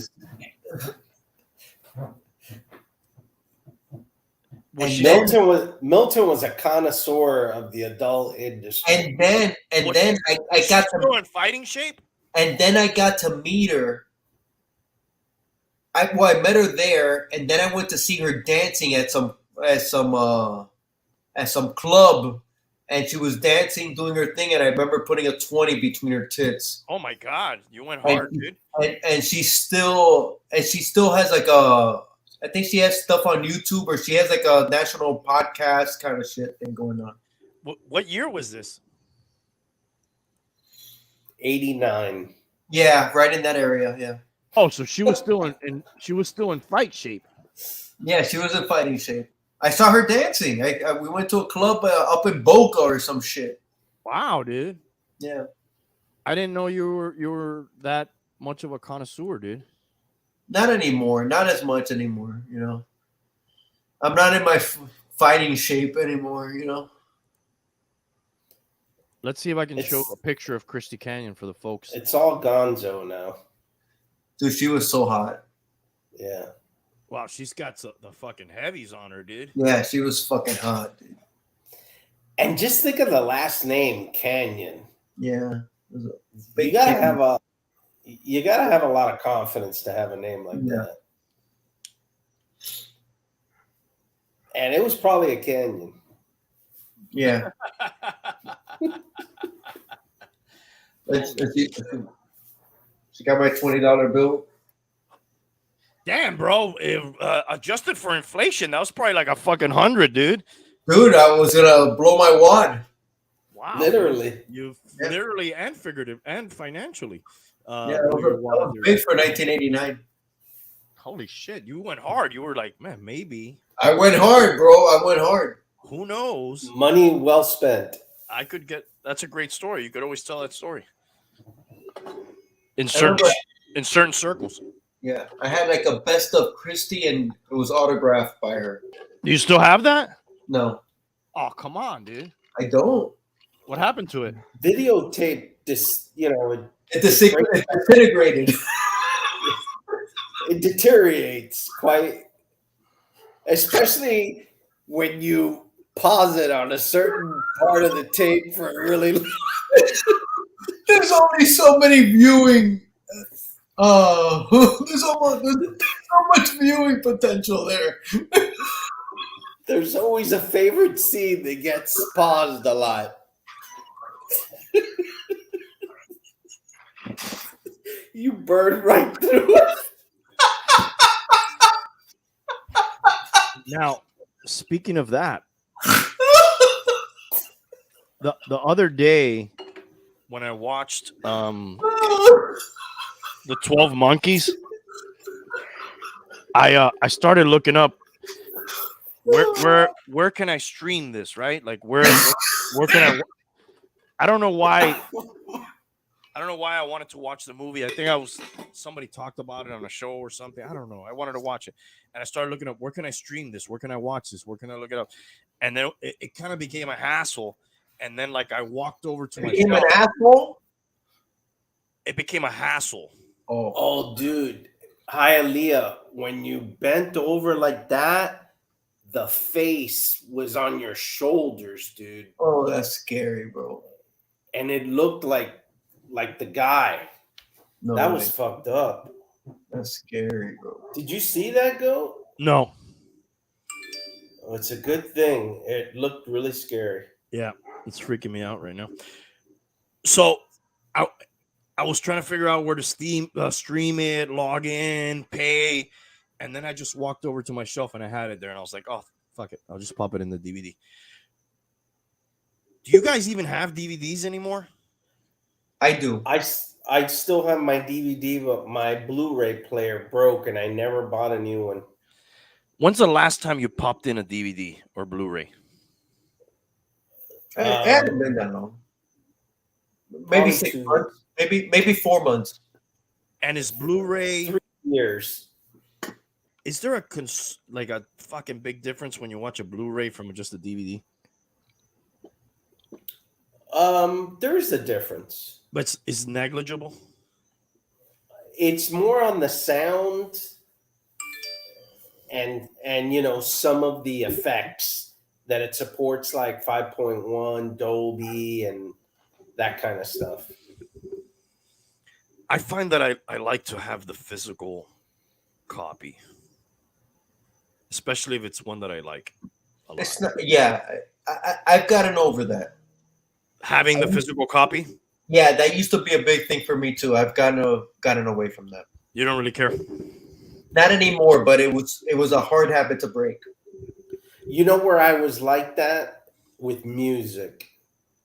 Mm-hmm. I loved reading the lyrics. I loved reading the liner notes. Sometimes they would talk about the making of the album or whatever. Yeah. And moving away from that was tough. Yeah, I agree with you. I don't remember the last time I bought one. If I buy an album now, it's like more like a band that I've liked for a long time and I sort of want to support them, so I buy it. But like, who's the last band album that you bought that you wanted to support? it may have already been a couple years, probably, or more. I bought like I know I bought the Tribe Called Quest when they did that like album a few years ago, where it was like a album of old shit that they had put together. I bought that one. I can't remember what the fucking name of it is. Okay, but when you say a few years ago, how old was it actually? How many years ago was it actually? Maybe 4. Really? Yeah, maybe more. I may have bought a Gorillaz album, but it's not often. I may have bought more DVDs than albums lately, or more Blu-rays than albums lately.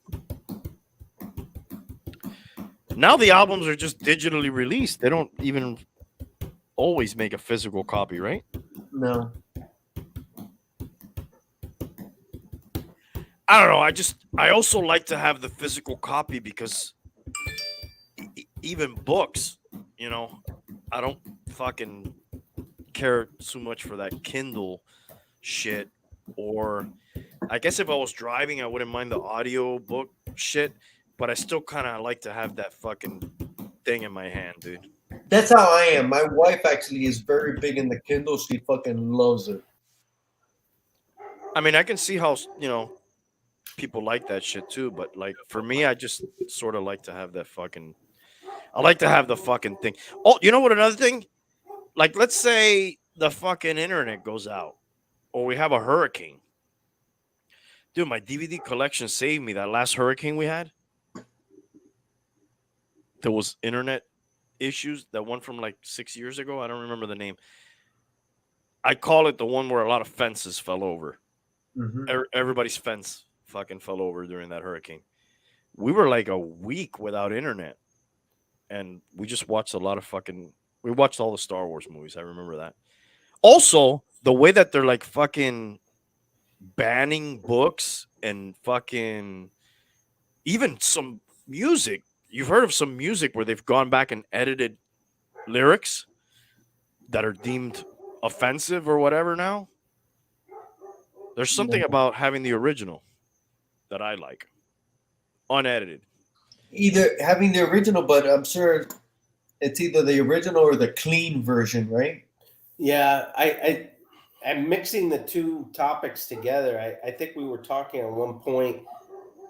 Is there a way to get like a clean copy of the original Star Wars to be able to look at that That's one that I without the special effects, the yes additional pieces? yes You I know, would just I the would way it love came out. I would love to watch Star Wars as was released in the movie theaters in '77.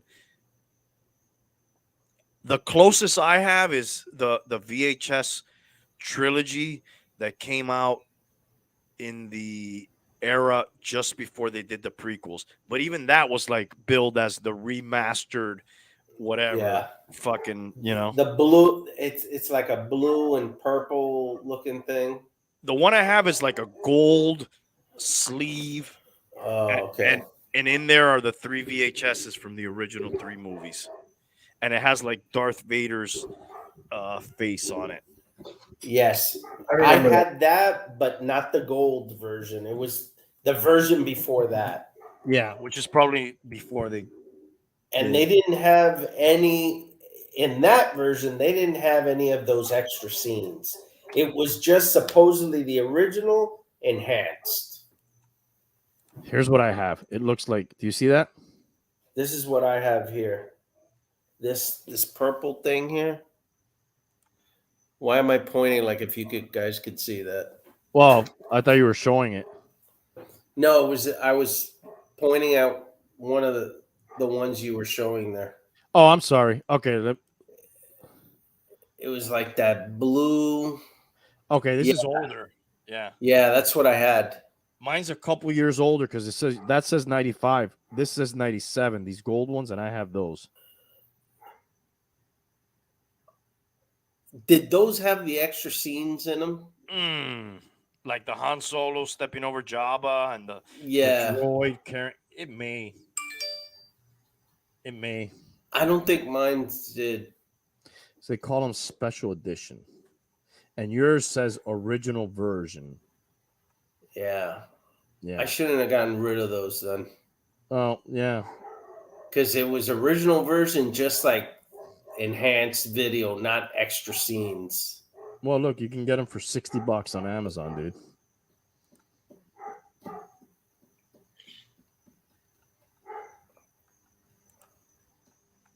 Maybe that's what we would see. Yeah. All right. What else do we have here, dude?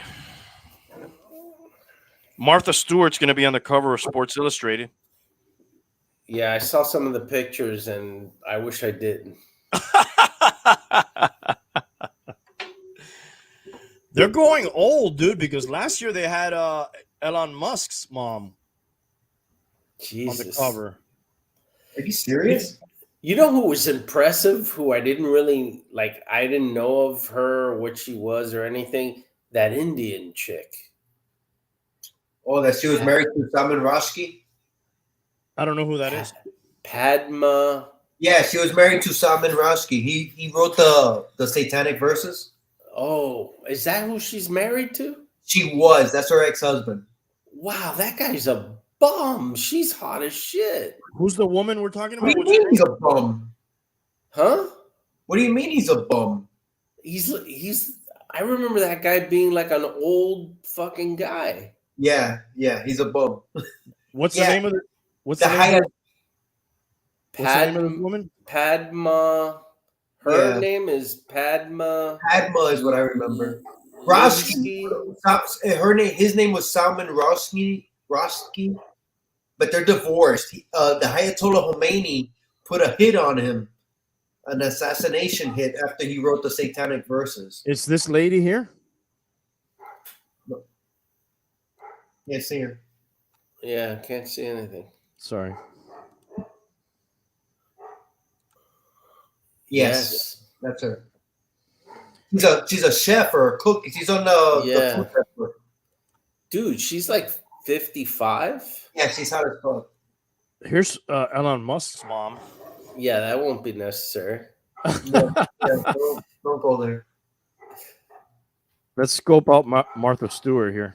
Oh my god. No, please. This is a real stretch, This is- literally and figuratively. This is I Nettles mean, Island. what's the point of this, bro? It's like, really? She's probably a fucking go-getter at Nettles Island. She'd be on the board for sure.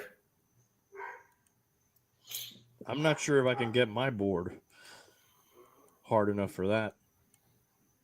No, she's showing her little rack and everything. Oh, who's that with her? Is that Benucci? What's her name? Jesus.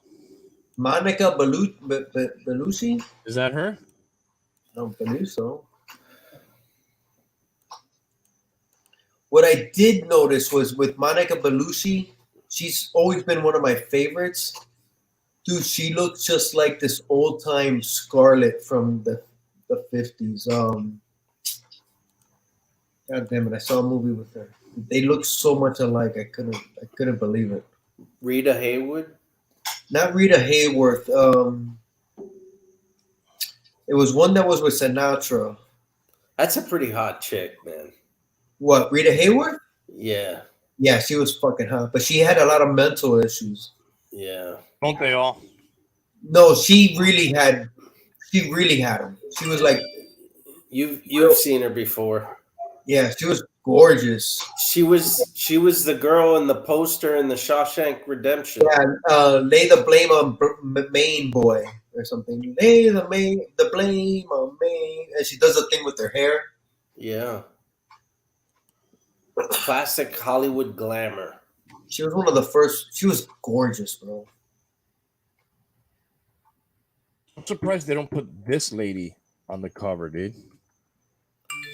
Well, Yes. she has a video every day, so Yeah, she's probably too out there. She's pretty hot.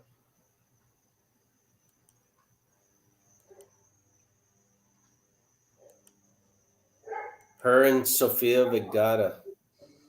Yes. Yeah, dude. For fucking sure, bro. She's wow. They released the top 100 best U.S. cities to live in, and Miami did not crack the top 100. There was 2 cities in Florida that made the top 10. The top 10. Can anybody guess those 2 cities? 2 cities that made the top 10. Deland. Mm-mm. Port It's St. some- Lucie. Port St. Lucie. It's one of those obscure towns. Clearwater. St. Petersburg. You're on the right track there, but I would not say these are 2 Obscure towns. Sarasota. Sarasota is one of them. That was ranked number 5. Wow. I do like me a Sarasota, dude. Very nice place. Yes.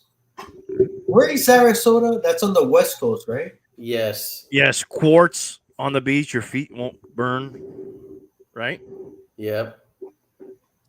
Court white sand. Ringling Brothers Museum is not far, which I recommend to anybody who goes there. And Inventor. What's the inventor's name? Edison. Edison's labs and estate is also His summer home. You know what's in Sarasota? Randy, this is gonna be dear to your heart. Near and dear. The Wrestling Hall of Fame. CGC headquarters. CGC? Oh, wow. Look at that, dude. Not the CDC, right? CGC comic Oh, book. wow. I didn't know. That's where they do it. Can you drive up there and do it? No. For the uninitiated, the CDC is the Rating system. for comics. certified grading system for comics. Yeah. And what you want is a 9.8, I think. Or That's better. what she said. What's the other city? You guys don't want to guess? No. St. St. Augustine. Panama City, Fort No. Walton, No. Ocala. Hialeah. All right. We've What all is been it? there. We've all been there a bunch of times, probably. Orlando. No. Tampa. Daytona. No. Fort Myers. No. Getting Naples. close though. You're getting close though, Naples. Hailey. Naples. Naples. Naples. Yep. Naples is number 6. Shocking. What's Absolutely. number one? What's number He one? did it again. I don't have the whole list. I just have the Miami. Man, that's scary when you do that, man. Do what? Bend down like that, and then it looks like that head's on your shoulders. That's what Look she at said. that. It's fucked up. Ugh.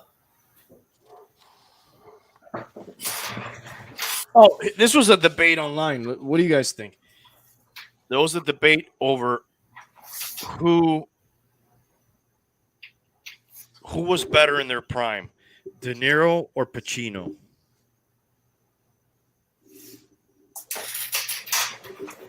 Okay. All right. Okay.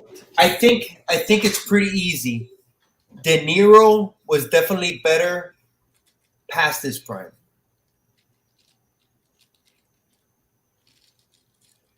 De Niro had better success when you compare both of them past their primes. Past their primes. Okay, but in their, I don't know if I agree with that because De Niro had some pretty bad ones, dude.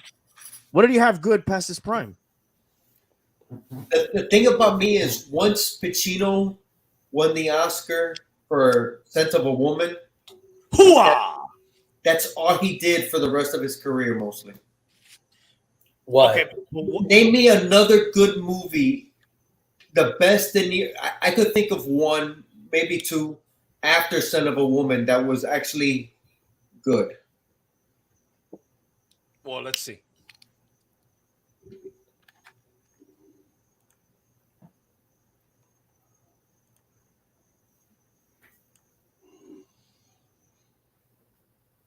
Now, The movies that came after Son of a Woman, which Now- ones are those good? now you're saying ones where he was the main guy, right? Obviously. Yes, after Scent of a Woman, what are those? Are there any good Pacino movies after Scent of a Woman? And Scent of a Woman fucking sucks. Hooah! What year was Scent of a Woman? Like 86, something like that. Well, The Godfather 88, Part. 87. Scent of a Woman's 92, it says here. And the same Okay. year, he was in Glengarry Glen Ross. That's pretty Okay. good. That's good, but he wasn't the main guy. It's the same year, yeah, and he wasn't the same guy. Carlito's Way, my man. That was okay. That Oh, was, that's but it's over the top compared to everything that came before Scent of a Woman. After Scent of a Woman, everything's a little bit more exaggerated, more over the top. I You like know what was Carlito's good? Way, and I like Donnie Brasco, bro. Donnie Maybe Brasco's good. Donnie Brasco is good. I guess you don't like A Devil's Advocate. I liked the movie, but it was over the top. The So what do you- Insider was what is good. over the top? What is over the top? Bro, when all the exaggeration, all the just over the top, man. It's like a caricature of yes. Now, are they straight up contemporaries or Pacino? No, Are they- they're contemporaries. They're the same age and shit. Same. Pretty much. All right. You know what's a good movie there? know Insomnia. what? He was good in Insomnia. If we're calling 92 the end of the prime on both of them, I may argue that Pacino has more work, even though that's not the original question. So let's see. Carlito's Way. I liked it. I know But you. I did like it, but you know what I like about Bro. Carlito's Way? I Oh, like Benny Blanco more than I like Carlito. Benny Blanco from the Bronx. This one cancels each other out. They both did Heat in 95, so that goes for both guys, right? yeah. Al Pacino, I think, was more over the top. I don't think De Niro's gone. You know when De Niro went over the top I think when he did that funny movie, and then he started making fun of himself. Yep. Over the top means jumping the shark for you. I don't Yeah, know. yeah. Let's finish with Pacino, and then we'll go to. Oh, go to and dinner. they both did The Irishman in 2019. That was okay. Pacino was in Once Upon a Time in Hollywood. He was in The House of Gucci. He was good in that. He was good in that. He But was not, good in that. not the main guy. But he was good in that. I don't know, dude. I like Brasco, and I like. I do like Brasco. I like Brasco as well. I think Brasco is probably the best one since. And I like Carlito's Way. I do too. And then he hasn't been super active. But hey, Any Given Sunday, perfect example. Over the Top. Oh yeah.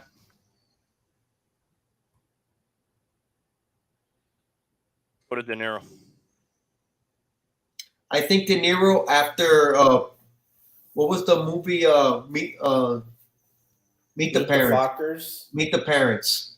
He jumped the shark with Meet the Fuckers, but Meet the Parents was very good. But after, oh, you know what? He did the one. The Intern was pretty good with him. All right. So, what's the last? Goodfellas, 1990. Let's see what comes after that. A Bronx Tale, 93. That's a good one. Excellent. Casino, 95. That's a good one. Excellent. All right. So, what did he do after Casino? Oh, he was in Jackie Brown. Excellent. But he's not the main guy. No. He's not. Meet the Parents, he was excellent in it, bro. That movie's hilarious. I know, but he went so like off what he always has been in that one. Yes, but he had a lot of those comedy bombs, dude. Like Analyze This. That was actually a very popular movie. The first one's actually good. That first one's good. That's not a bomb. That's not a bomb. Okay, not good. I guess let's say that. I didn't think. No, the first one is really good. Ugh, I didn't like it, dude. I guess I was just like, this is not De Niro. City by the Sea is very good. Analyze. What's Shark Tale? Yeah, we've fallen off the wagon at this point. Meet the Fucker wasn't good. He has no redeeming things after that, dude. Little Fockers. He's just getting money, dude. Yeah, that was bad. Yeah, bad. I like The Intern. I liked American Hustle unaccredited. What is that? American Hustle was good. No, I know the movie was good, but I don't remember him. They have him uncredited. The Family wasn't bad. I don't think I saw that. The Intern I liked. I'll stop on that movie. It's a fun movie to watch. Dirty Grandpa? That was terrible. The Comedian was not good. I don't know, dude. He has a lot of shit here, man. You're you know what? You're absolutely right. But maybe in the night, maybe after Son of a Woman, he did have a couple better things than Pacino. Yes. Yeah, he did. But the question was in their prime. Let's go back. That's a tough one, dude, huh? So what's the prime? The 70s? Let's look at the 70s. Let's do that. The 70s. We'll start in 1970? Yeah. Mean Streets, Godfather 2, Taxi,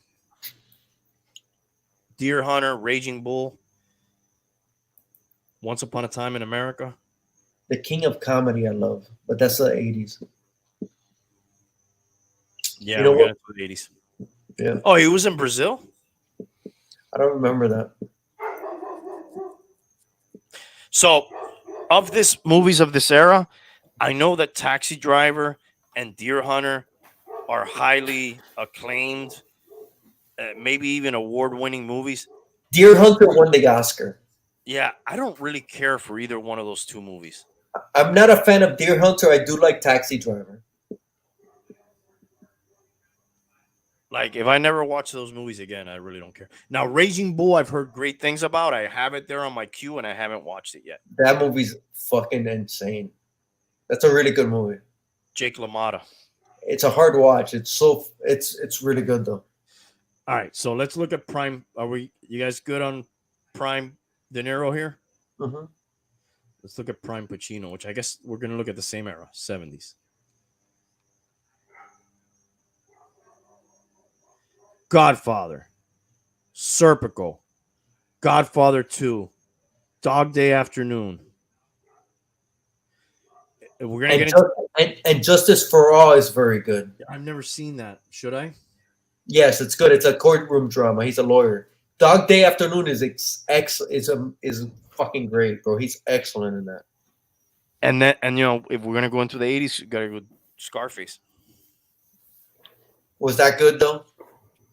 To me, it's a fucking cult classic, dude. Sea of Love was really good. I like that. That's very underrated.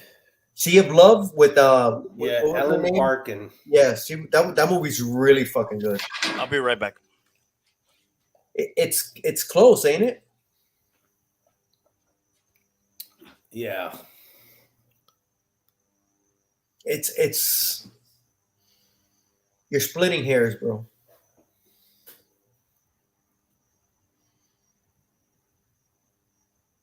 Cruising. I don't think I ever saw that. Cruising Wow, is one where it's like a gay kind of movie, and he's like a cop, and he goes into the gay underworld. Dick Big- Tracy. That's a movie that if I wouldn't have seen it on this list, I may have forgotten that it existed. Do He's you one of remember the- that? Yeah, he's one of the villains. Yes. Do you Is he remember Mu- that Is movie? he Mumbles? Is he Mumbles? Yeah, he's Maybe. Mumbles. I think he's Mumbles. Do you remember that movie? Yeah, it's with Beatty Madonna. and Madonna and Pacino and I don't remember it being very spectacular. I know they tried to make it spectacular, like the big, and it never was. But it doesn't mean it wasn't bad. It wasn't good. You know, it was actually okay. I can't remember it. By the way, I like The Deer Hunter better than Raging Bull. Man, I didn't really like Raging Bull. I do like Raging Bull. I never really liked Deer Hunter.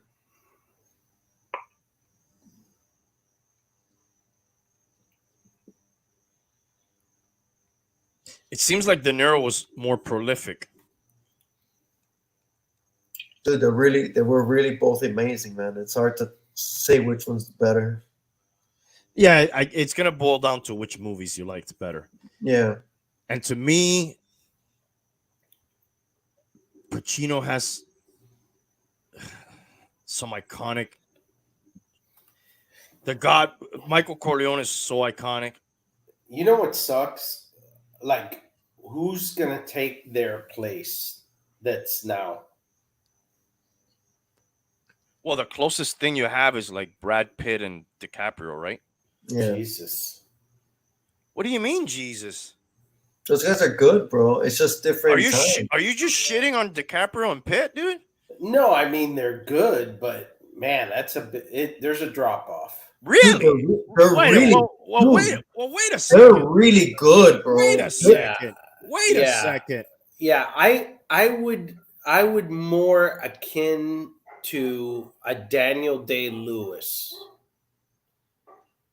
That guy's not even acting anymore, so he can't take. Okay, but I'm just saying that he's of that level. I don't think those guys are of that Well, level. I think they are. I do. I agree with Hialeah on this one. And do they even have the hardware to compete with those guys? Are you talking about awards? Yeah. Well, I don't know about that, but let's look at the filmography, which is really what I fucking. You make good I don't movies that I want to watch. And I'm gonna try to stick to the Wikipedia here if I can. Since Okay, so what years will we do for Brad Pitt? The 90s? let's just look at the career. At the Yeah. end, we kind of looked at their careers, right? It's not Yeah. even close. I don't know if I agree with you. Let's see. Yeah, Where's the these guys have made movies that I like. That's not the question. Are they generational actors like Al Pacino and Robert I De think Niro? so. I think so. I mean, do either one of them even have a Godfather between them? Well, how many Godfathers are there? Exactly, bro. They just happen to be lucky enough to be cast in those roles. Oh, now they're lucky.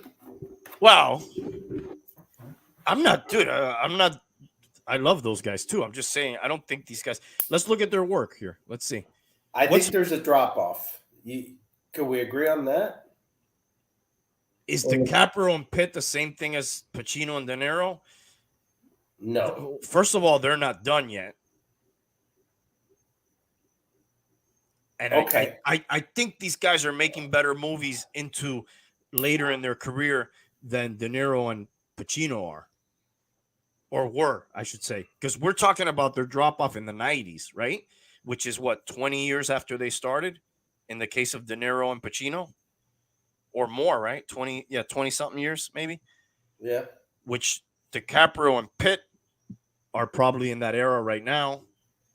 Or more. They've already gone past that era. DiCaprio here shows first feature film was in 91. What's Pitt's first? So it would be your I thinking think then this that is these, Thelma and Louise, ain't it? yeah, he's not even a main character in that. So they both are sort of 90s, early 90s kind of guys. So let's look at Leo. He's really good in What's Eating Gilbert Grape, but he plays like a special kind of needs guy. He was good in Basketball Diaries. He was good in The Quick and the Dead, Titanic. Romeo and Juliet. Catch Me If You Can. He's good in that, and he's good in Gangs in New York too. I actually like The Beach, I like The Beach too. Gangs of New York, The Aviator, The Departed. The Part was is a great. very good movie. Best Blood pick- Diamond. Blood Diamond is underrated. Revolutionary Road is really good, bro. Inception is weird. Yes, It's a weird movie. but a good movie. Dude, he kills it in Django Unchained. Yes, he does, dude. Fucking Fuck kills yeah. it, dude. Calvin Yeah. Candy. You believe that he is a racist fucking plantation owner, dude. He fucking Yep, Candy. Dude, he kills it. Wolf of Wall Street, he's excellent. The Revenant, he won the I have Oscar. the Wolf of Wall Street. Revenant is good. I have the Wolf of Wall Street on the queue, and I've never watched that movie. That oh my god, watch it, dude. That I movie's have a it trip. right there, waiting to watch it. That movie is so good, dude. Once Upon a Time in Hollywood. They're both in that, by the way. Excellent. And Don't that's, Look Up. I didn't like the movie, but he's good in it, actually. well, I agree with you, Bum. There's no Godfather here. But what other Godfather has there been since The Godfather? Well, no, but even the Casino. You know what? I- Wolf of Wall Street is the closest one to that. Wow. That's like his role, right? Yeah. What's his signature role? I would say the Wolf of Wall Street or Titanic, of course, right? Right, because the movie made so much money, and Yeah. Wolf of Wall Street is, dude, you need to watch it. yeah, I have it there. All right, Brad Pitt. Where does Brad Pitt really get it going here? Thelma and Louise. Yeah, River Runs Through It is a cool movie. That's a very good movie. True That's an Romance. excellent movie. He has a small Tiny part. California, he has a pretty good part. Interview with a Vampire. Yes, he does. Legends of the Legends of the Fall. I love that Fall. movie.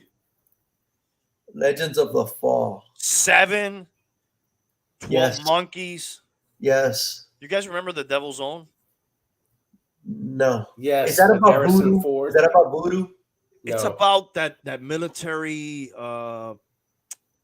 What are they, like insurrectionists or something from Ireland or some shit? the RIA. Yeah, I think we talked about this recently, right? With one of you Yeah. guys.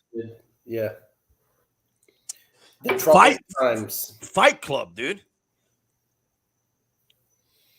Snatch, Ocean's Oh 11. my god, dude, he's so good at Snatch, bro. Fuck. Yeah, dude. He's like Conor McGregor in Snatch, Yes, he's fucking excellent, dude. That's so good. who called into the show. The Departed. Excellent.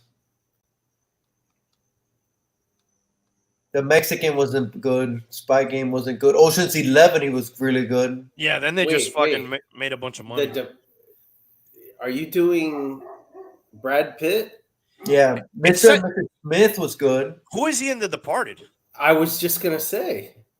He's on here though, right? It says The Departed. Wait, Brad Pitt on The Departed? Did I just fuck that up? No, it says it right there. Who is he in The Departed? I remember Marky Mark, and I don't remember him in The Departed. Did they just fuck that up on Wikipedia here? I think they did. Yeah, I don't think he's in that movie, dude. I don't remember him in The Departed. No, why is he? No. Why is that on his list? He's an executive. What is this? He's a producer. No. So sorry about that one. Once Upon a Time in Hollywood. Where were we? We were back in like 2000. Very prolific. No, great movies, and I love a lot of them for both Leo and him. And Let me ask you this: have you ever seen The Assassination of Jesse James by the coward Robert Ford? Yes. Worth yes, watching good or no? movie. Dude, I like it. Inglorious Bastards. Affleck is the killer. He's very good in Inglorious Bastards. He's is. excellent, dude. Moneyball, he's good in that too. I He's love that very movie. good. That's That's a very a good great movie. movie. Yeah, it is. It's fucking really good. 12 Years a Slave, he's in it. That's good. Never seen that one. That was That's good. good. That's good. I guess he was in Deadpool too. I don't know. I don't remember that. Once Upon a Time in Hollywood. And then we get into these. You ever seen The Curious Case of Benjamin Buttons? I like Excellent. Yeah. that movie, dude. Yeah, that's a fucked up movie. Yeah, it's good. You know, What it's a you- true story. Yep. You got it. Yeah. Where is that one? Which one? The one you're talking Benjamin about. Button. There it is, 2008. It seems like Brad Pitt has been in more good movies than all these other guys. If we were to count them. Overall, right? But just if we say who's been in more good movies. World War Z wasn't bad. I've never seen that. The zombie one. I liked it. Oh, Fury is really fucking good. Yes, Fury is excellent. Is that the Yeah. one that he's like a tank commander or some Yeah. shit? Yeah, Yeah, that movie's is really very fucking good, dude. You haven't seen that, Randy? No. Should I? Yes. Yeah, that movie's excellent, dude. I would say that this guy's movies don't take huge drops in quality. Very consistent. And Yes. not only the movies, but his acting. This guy's like the Wade Boggs of acting. He's always he barely strikes out. He's always getting hits here and there. Yeah, I was thinking Pete Rose. I was thinking Alright. Tony Gwynn. Wow, damn, that's some high praise. Now, De Niro, later in life, he's like a big slugger, dude, and he's striking out a lot, dude. Yeah, And Pacino too. yeah. I would say, dude, Brad Pitt looks like he has the most fucking hits. Just not too many, I guess, critically acclaimed.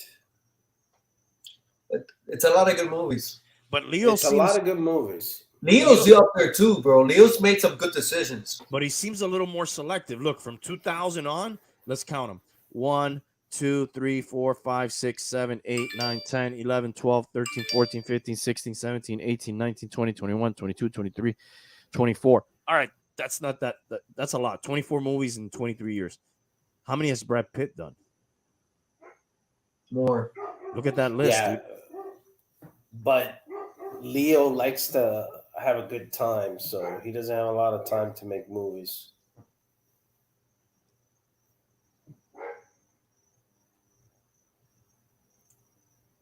And if you're talking about He's been like in over 30 movies, Brad Pitt. okay, the number of movies, look up Daniel Day-Lewis. See how many movies he's made. Not Very- a lot. Very few, and they're all pretty fucking good. Right. He's probably hitting for a better average. Oh, for sure. And he's won 3 Academy Okay, Awards for best. but- You know, he's Jim Brown. No, he's Yeah. not. You know who's fucking Jim Brown? The guy that played Fredo. John Casal. I believe that's his name, Casal. Look him up after Daniel Day-Lewis. Cavallis or something. Yes, Caval or that guy's.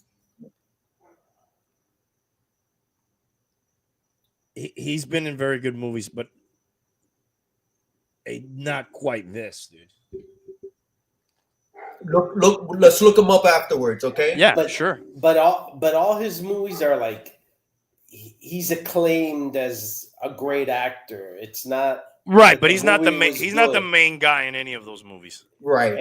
And like actually the movie may have been shitty, but he was a great actor. Yeah, you know? he's Scottie Pippen, bro. He's not Jim Brown. Look at Cavell or Cassell, that guy after. Yeah, that's the guy I'm saying is Scottie Pippen. All right.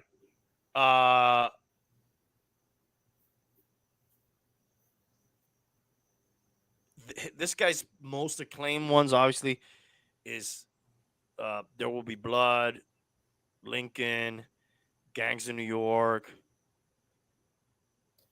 Okay, but He actually won an Oscar for My My Left Left Foot. Foot. My Left Foot, he won the Oscar. A Room with a View. That's a highly acclaimed movie. The Yeah. Boxer is a highly acclaimed movie. Gangs of New York. There Will Be With Blood. Lincoln, he won the Oscar. The Phantom Thread, I believe, he either won or he was nominated for it. He's got like 3 Oscars, right? This guy. Yes. Yeah.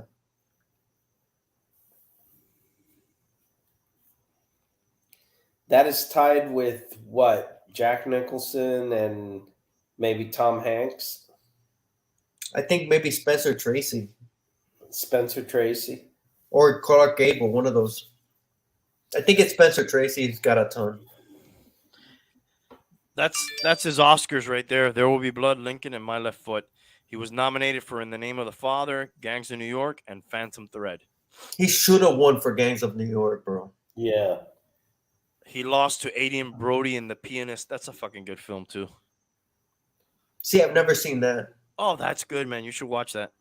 Never seen it. Yeah. Yeah. Can't go wrong. Look at John Cassell. You like that movie, Bum? The Pianist? Yeah. Yeah, that's a good movie. Depressing, but good. Right. Well made. Yeah. I'm surprised you liked it. It was depressing. Yeah, you seem to like a lot of those fucking ones where like you think about blowing your brains out after we watch it, dude. I like those too, man. Honestly, Oh, I don't know, dude. Like that I'm whale a shit. pretty depressing movie guy. Well, I haven't seen The Whale. I gotta see that. My wife says it's good.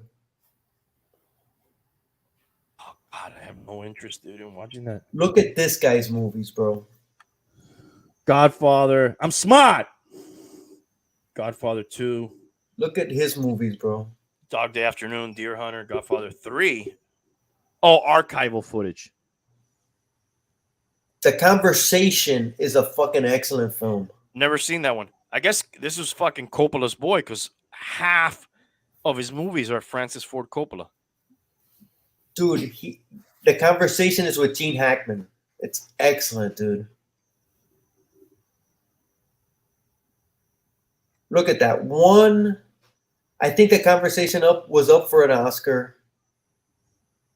Godfather 2, Dog Day Afternoon was fucking excellent. Deer Hunter won the Oscar. This guy probably has the highest percentage in Hollywood of movies that he's acted in with either Pacino or De Niro in them.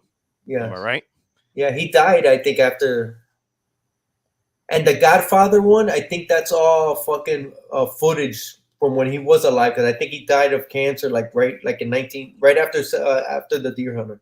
I'm Yeah, smart. after the deer. I think he was dying during the deer. Yeah. Hunter. Yeah, he I was. can handle things. I'm smart. He was in a relationship with Meryl Streep, I believe. That's amazing. Yeah. Doesn't look. It's not the epitome of great Hollywood looks. No. But dude, he was good in every fucking film, though, man. He was. I know it was you, Fredo. Dog Day Afternoon, dude, he was excellent in that film, dude. That was ahead of its time. Yeah.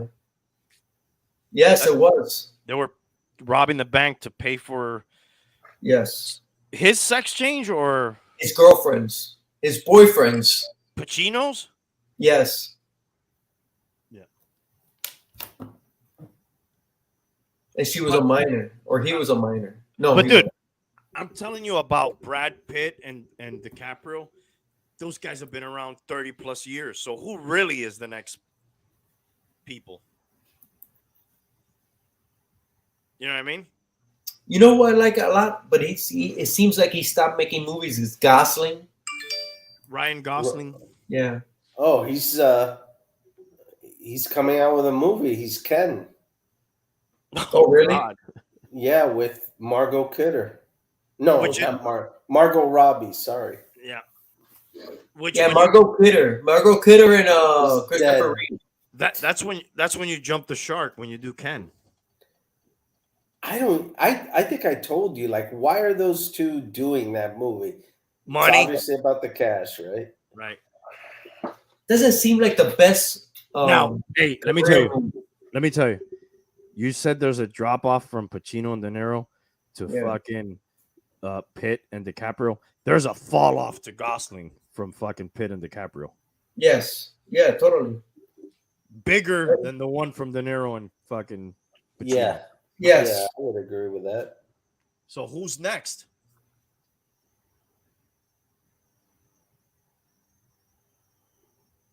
Hardy's pretty good, but he's like an action guy, right? Kind of. Really hasn't. He's really good though. I don't know, dude. The last 15 years or so, I can't really tell you anything about How movies. about Matt Damon? But he's almost contemporary. He's just a little bit after. He's just a little bit after these guys. He's almost a contemporary of theirs, right? Mm-hmm. So the really, what we're saying is that really isn't. I don't know. Matt Damon has some good movies, though. Who's okay? You know what? How about we phrase it like this? Who's an actor now that comes out with the movie and he automatically, because he carries the movie automatically because of his name? We left the guy off in between that's probably as good or better. Who's that? Denzel. Oh, excellent. Denzel has 2 Oscar wins. He had one for Glory and for One's a supporting, and the other's for Training Day. Training Day. Yeah. You're gonna get your fucking Tom Hanks people too. Oh yeah. Tom Hanks has 2. There's only Back to back. Daniel Day-Lewis is tied with Jack Nicholson with 3. They're the most. Meryl- Not even Spencer Tracy. No, the most is Katharine Hepburn with 4. Okay. Then Meryl Streep, Jack Nicholson, Ingrid Bergman, Daniel Day-Lewis, and Frances McDermott. Frances McDermott is good. Dude, she's excellent. Has bro. 3. So look, guys, this She guy's has 3? a straight up contemporary to Pitt and DiCaprio. As far as the years go, Good Will Hunting is sort of like his coming out thing. Yeah, I would say. Saving Private Ryan, badass. Also, Ocean's 11. Yes, he was good. Rounders was good. And then he had the whole Bourne fucking trilogy. Talented Mr. Ripley was good. The Brothers Grimm. Have you guys ever seen that? That was really bad, bro. Oh, really? Yeah, I don't Spencer like- Tracy only has 2. The Brothers Grimm is that Gilliam guy too. Yeah, I did not like that movie. The Departed. He was good in that. It was very good. Hey, so Frances McDermott has Oscars for Fargo, Uh-huh. 3 Billboards Outside of Ebbing. I told Randy that's a very good movie. That movie's excellent. That's a very good movie, dude. And No Man Land, which I Yeah. haven't seen. I seen that one. It's okay. Hmm. It's about the van life. Oh, what's it called? No Man Land. Oh, yeah. Where they go around, driving around and shit, trailers and shit. She lives in a van. She lives in a Yeah. van. Fargo's great, dude. I love Fargo. Fargo's excellent. See, I don't know about Matt Damon, dude. Dude, he's got some good fucking movies, bro. True Grit was good. Hereafter was really good. I liked The Martian, and I liked him in. Adjustment Bureau was really fucking good. Contagion was good. He's got some really fucking good movies, bro. He's an Interstellar too. Yes, Interstellar. Promised Land is pretty good. Elysium was good.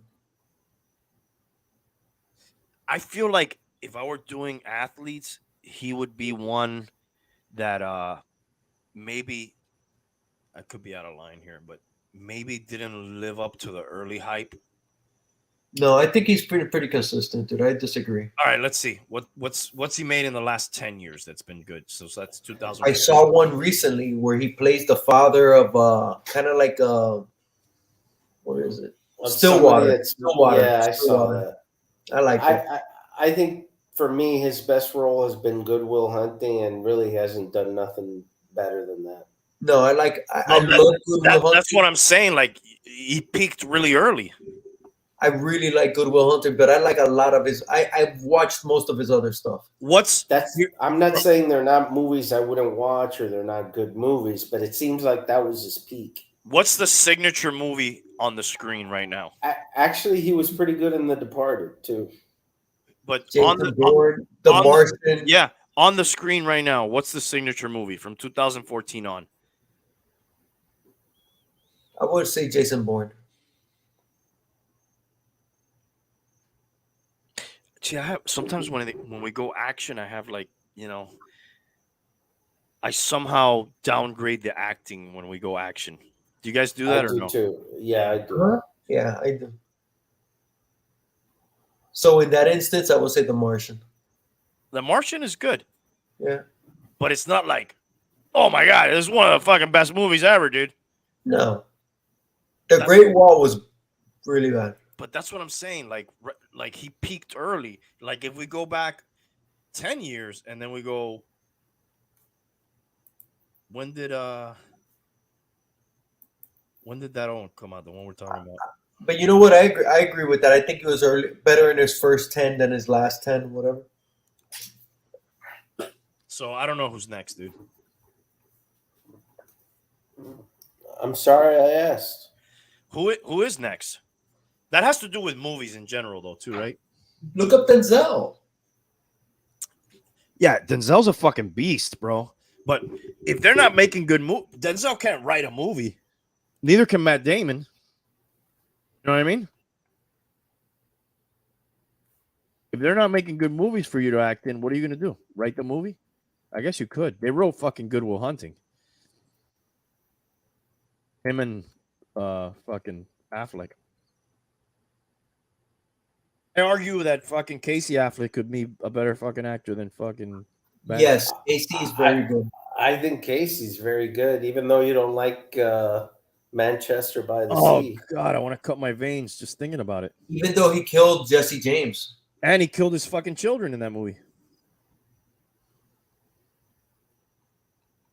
I want the filmography, you fucks. Why are you giving me that? By the way, that movie's a classic storyline. Of redemption? Yes. So where's he setting it off? On Mo Better Blues? Is that his fucking... Courage Under Fire was good. I think Glory. Isn't it Glory? Yeah, dude. Good movie, man. With who are we looking at now? We're looking at Denzel right now. Oh, Glory is a great movie. It had Morgan Freeman, Carrie Elwes. Dude, even his first movie, A Soldier Story, is a very good fucking movie, dude. The Pelican Brief is good. Yes, that's Mitch McTeer from The Firm. That's the same writer.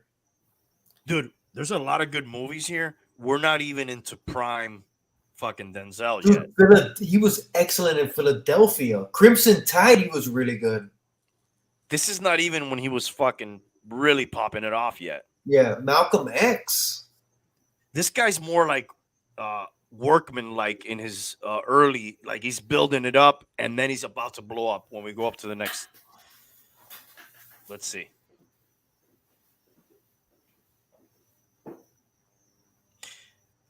The Hurricane is a really good movie. Yeah. Training Day, he fucking kills it, dude. Yeah.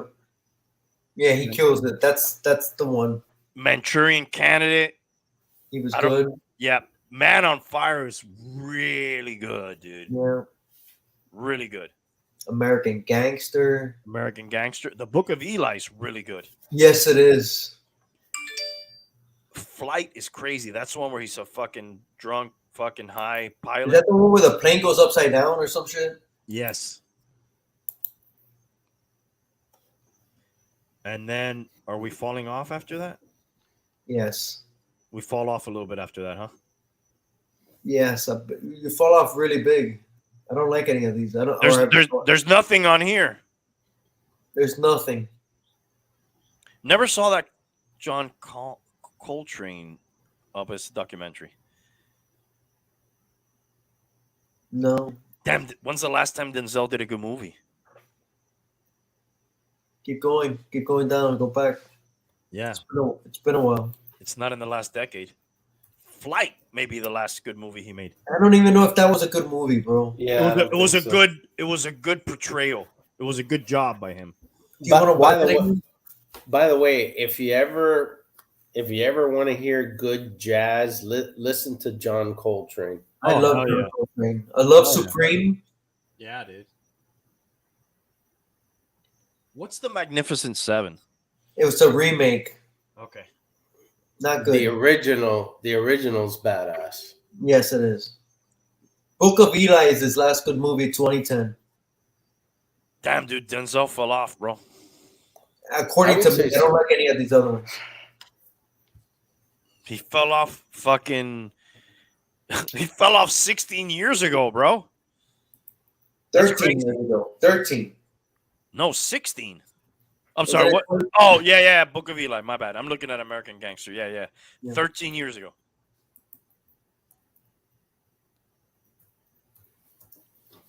That's it, huh? There's nobody else? Yeah.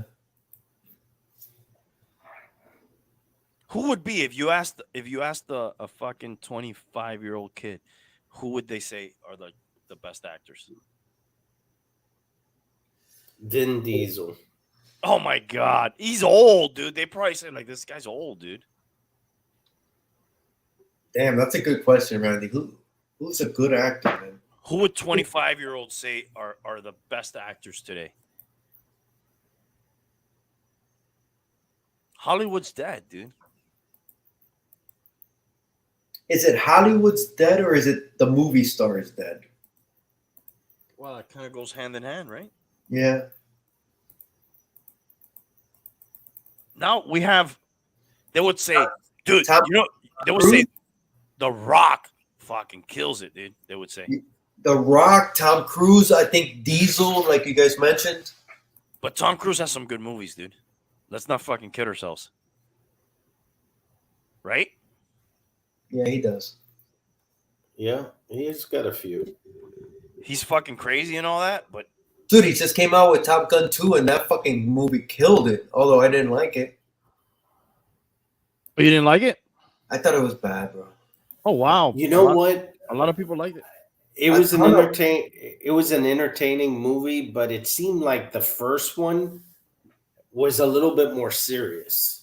It was more serious, and I'm not even that much of a fan of the first one, dude. I didn't like the second one. I thought it was so cliche. I just thought it was pulling at the heartstrings. I thought it was really fucking bad, bro. It was cringy to me. look at the original Top Gun. I bet there's some shit on there that you're like, oh, that's fucking. I was never a big fan of the original one either. Yeah, but look at some of his other shit here. Taps, Outsider, Risky Business. Outsider was great, dude. Risky Business was great. Top Gun, Color of Money, Cocktail, Rain Man, 34 Haynes. Born on the 4th of July. A Few Good Men. You can't handle the truth. The Firm. He was Mitch McDeer. Interview with a Vampire. I'm a sucker for the Mission Impossible ones. I fucking guilty pleasure admit it. Yeah, Jerry Maguire was great. Harry Maguire. Show me the money. Eyes Wide Shut. Eyes Wide Shut. Magnolia. Magnolia, dude. The Others. What did he do in The Others? Oh, he was a producer. Never mind. Vanilla Sky. I don't know about that one. Oh, that one was okay. Minority Report. It was okay. I liked War of the Worlds. Yes, and The Last Samurai is fucking dope, dude. It is very good, yes. Tropic Thunder, dude, he fucking killed it in that movie. Yeah, where they let Robert Downey get away with blackface, dude. Yes. You And- never go full retard. And Tom Cruise went full Jew. You never go full Jew. Yeah, but he did, and he was good. All right, I was waiting for Tank to relieve me, but apparently he's not coming, so I'm gonna bail. Yeah, All I'm gonna right, go bro. to- Let's finish Tom Cruise and we'll get out of here. When If did not, Tom? I'm not gonna be able to make it to your house tomorrow. I won't be able to receive you. Where did he fall off? But then he started doing like Jack Reacher and shit, where he was still like he became like an action hero. The Mummy. The Mame. I haven't even seen that. I'm gonna say he fell off, or the movie he fell off on was Valkyrie. That's a good one, dude. The one with Hitler and shit. Yeah, I think after that one. Some people call it Valkyrie. Some people say Valkyrie. Yeah, I say Valkyrie. That's a good movie. Yeah. That may be the last good movie. The other ones all seem like almost like a money grab. Yeah, Mission Impossible is his money grab. Yeah. He's like, all right, I'm this guy. Fucking, let's make another one. Part 3, part The 4. the remake part of 5, part 6. remake of World of the World. What is it? War of the Worlds. That was pretty good. Yep. I did like that one. You know what? All of these movies are like money grabs, but they're not horrible movies. No, he doesn't have the list of bad movies that De Niro has, for example. Yeah, a lot of these movies are very entertaining. They're just not, all timers or what, but they're not bad movies. You could watch them. All right, so He's pretty good. there's nobody to replace De Niro and Pacino. Is sort Tom of Cruise. what we've come up with. Yeah, he could keep going. We never know. All right. Movies suck. I wonder if there's going to be a renaissance at some point. I don't believe eventually, but it seems like everything's now a remake. Yeah, part of a series, remake, reboot, reimagination. Yeah, Fucking, not too much original stuff coming out. yeah, I don't know. Nobody does anything anymore. Like if they made movies about modern day shit, everybody would be on their phones. And that, like, did you notice that nobody's ever on their phones on movies, but in real life, everybody's always on their phones? Yeah. You never see a movie and people are just on their phones and shit.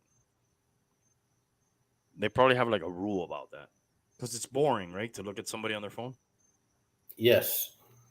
But before people used to talk to each other. Now they don't really talk to each other. No, you just like you're looking at your own shit. Like, Or you're posting what you did or what your make believe life is.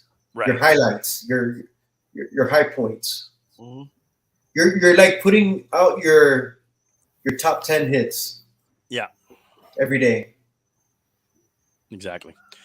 All right, brothers. Let's get the fuck out of here.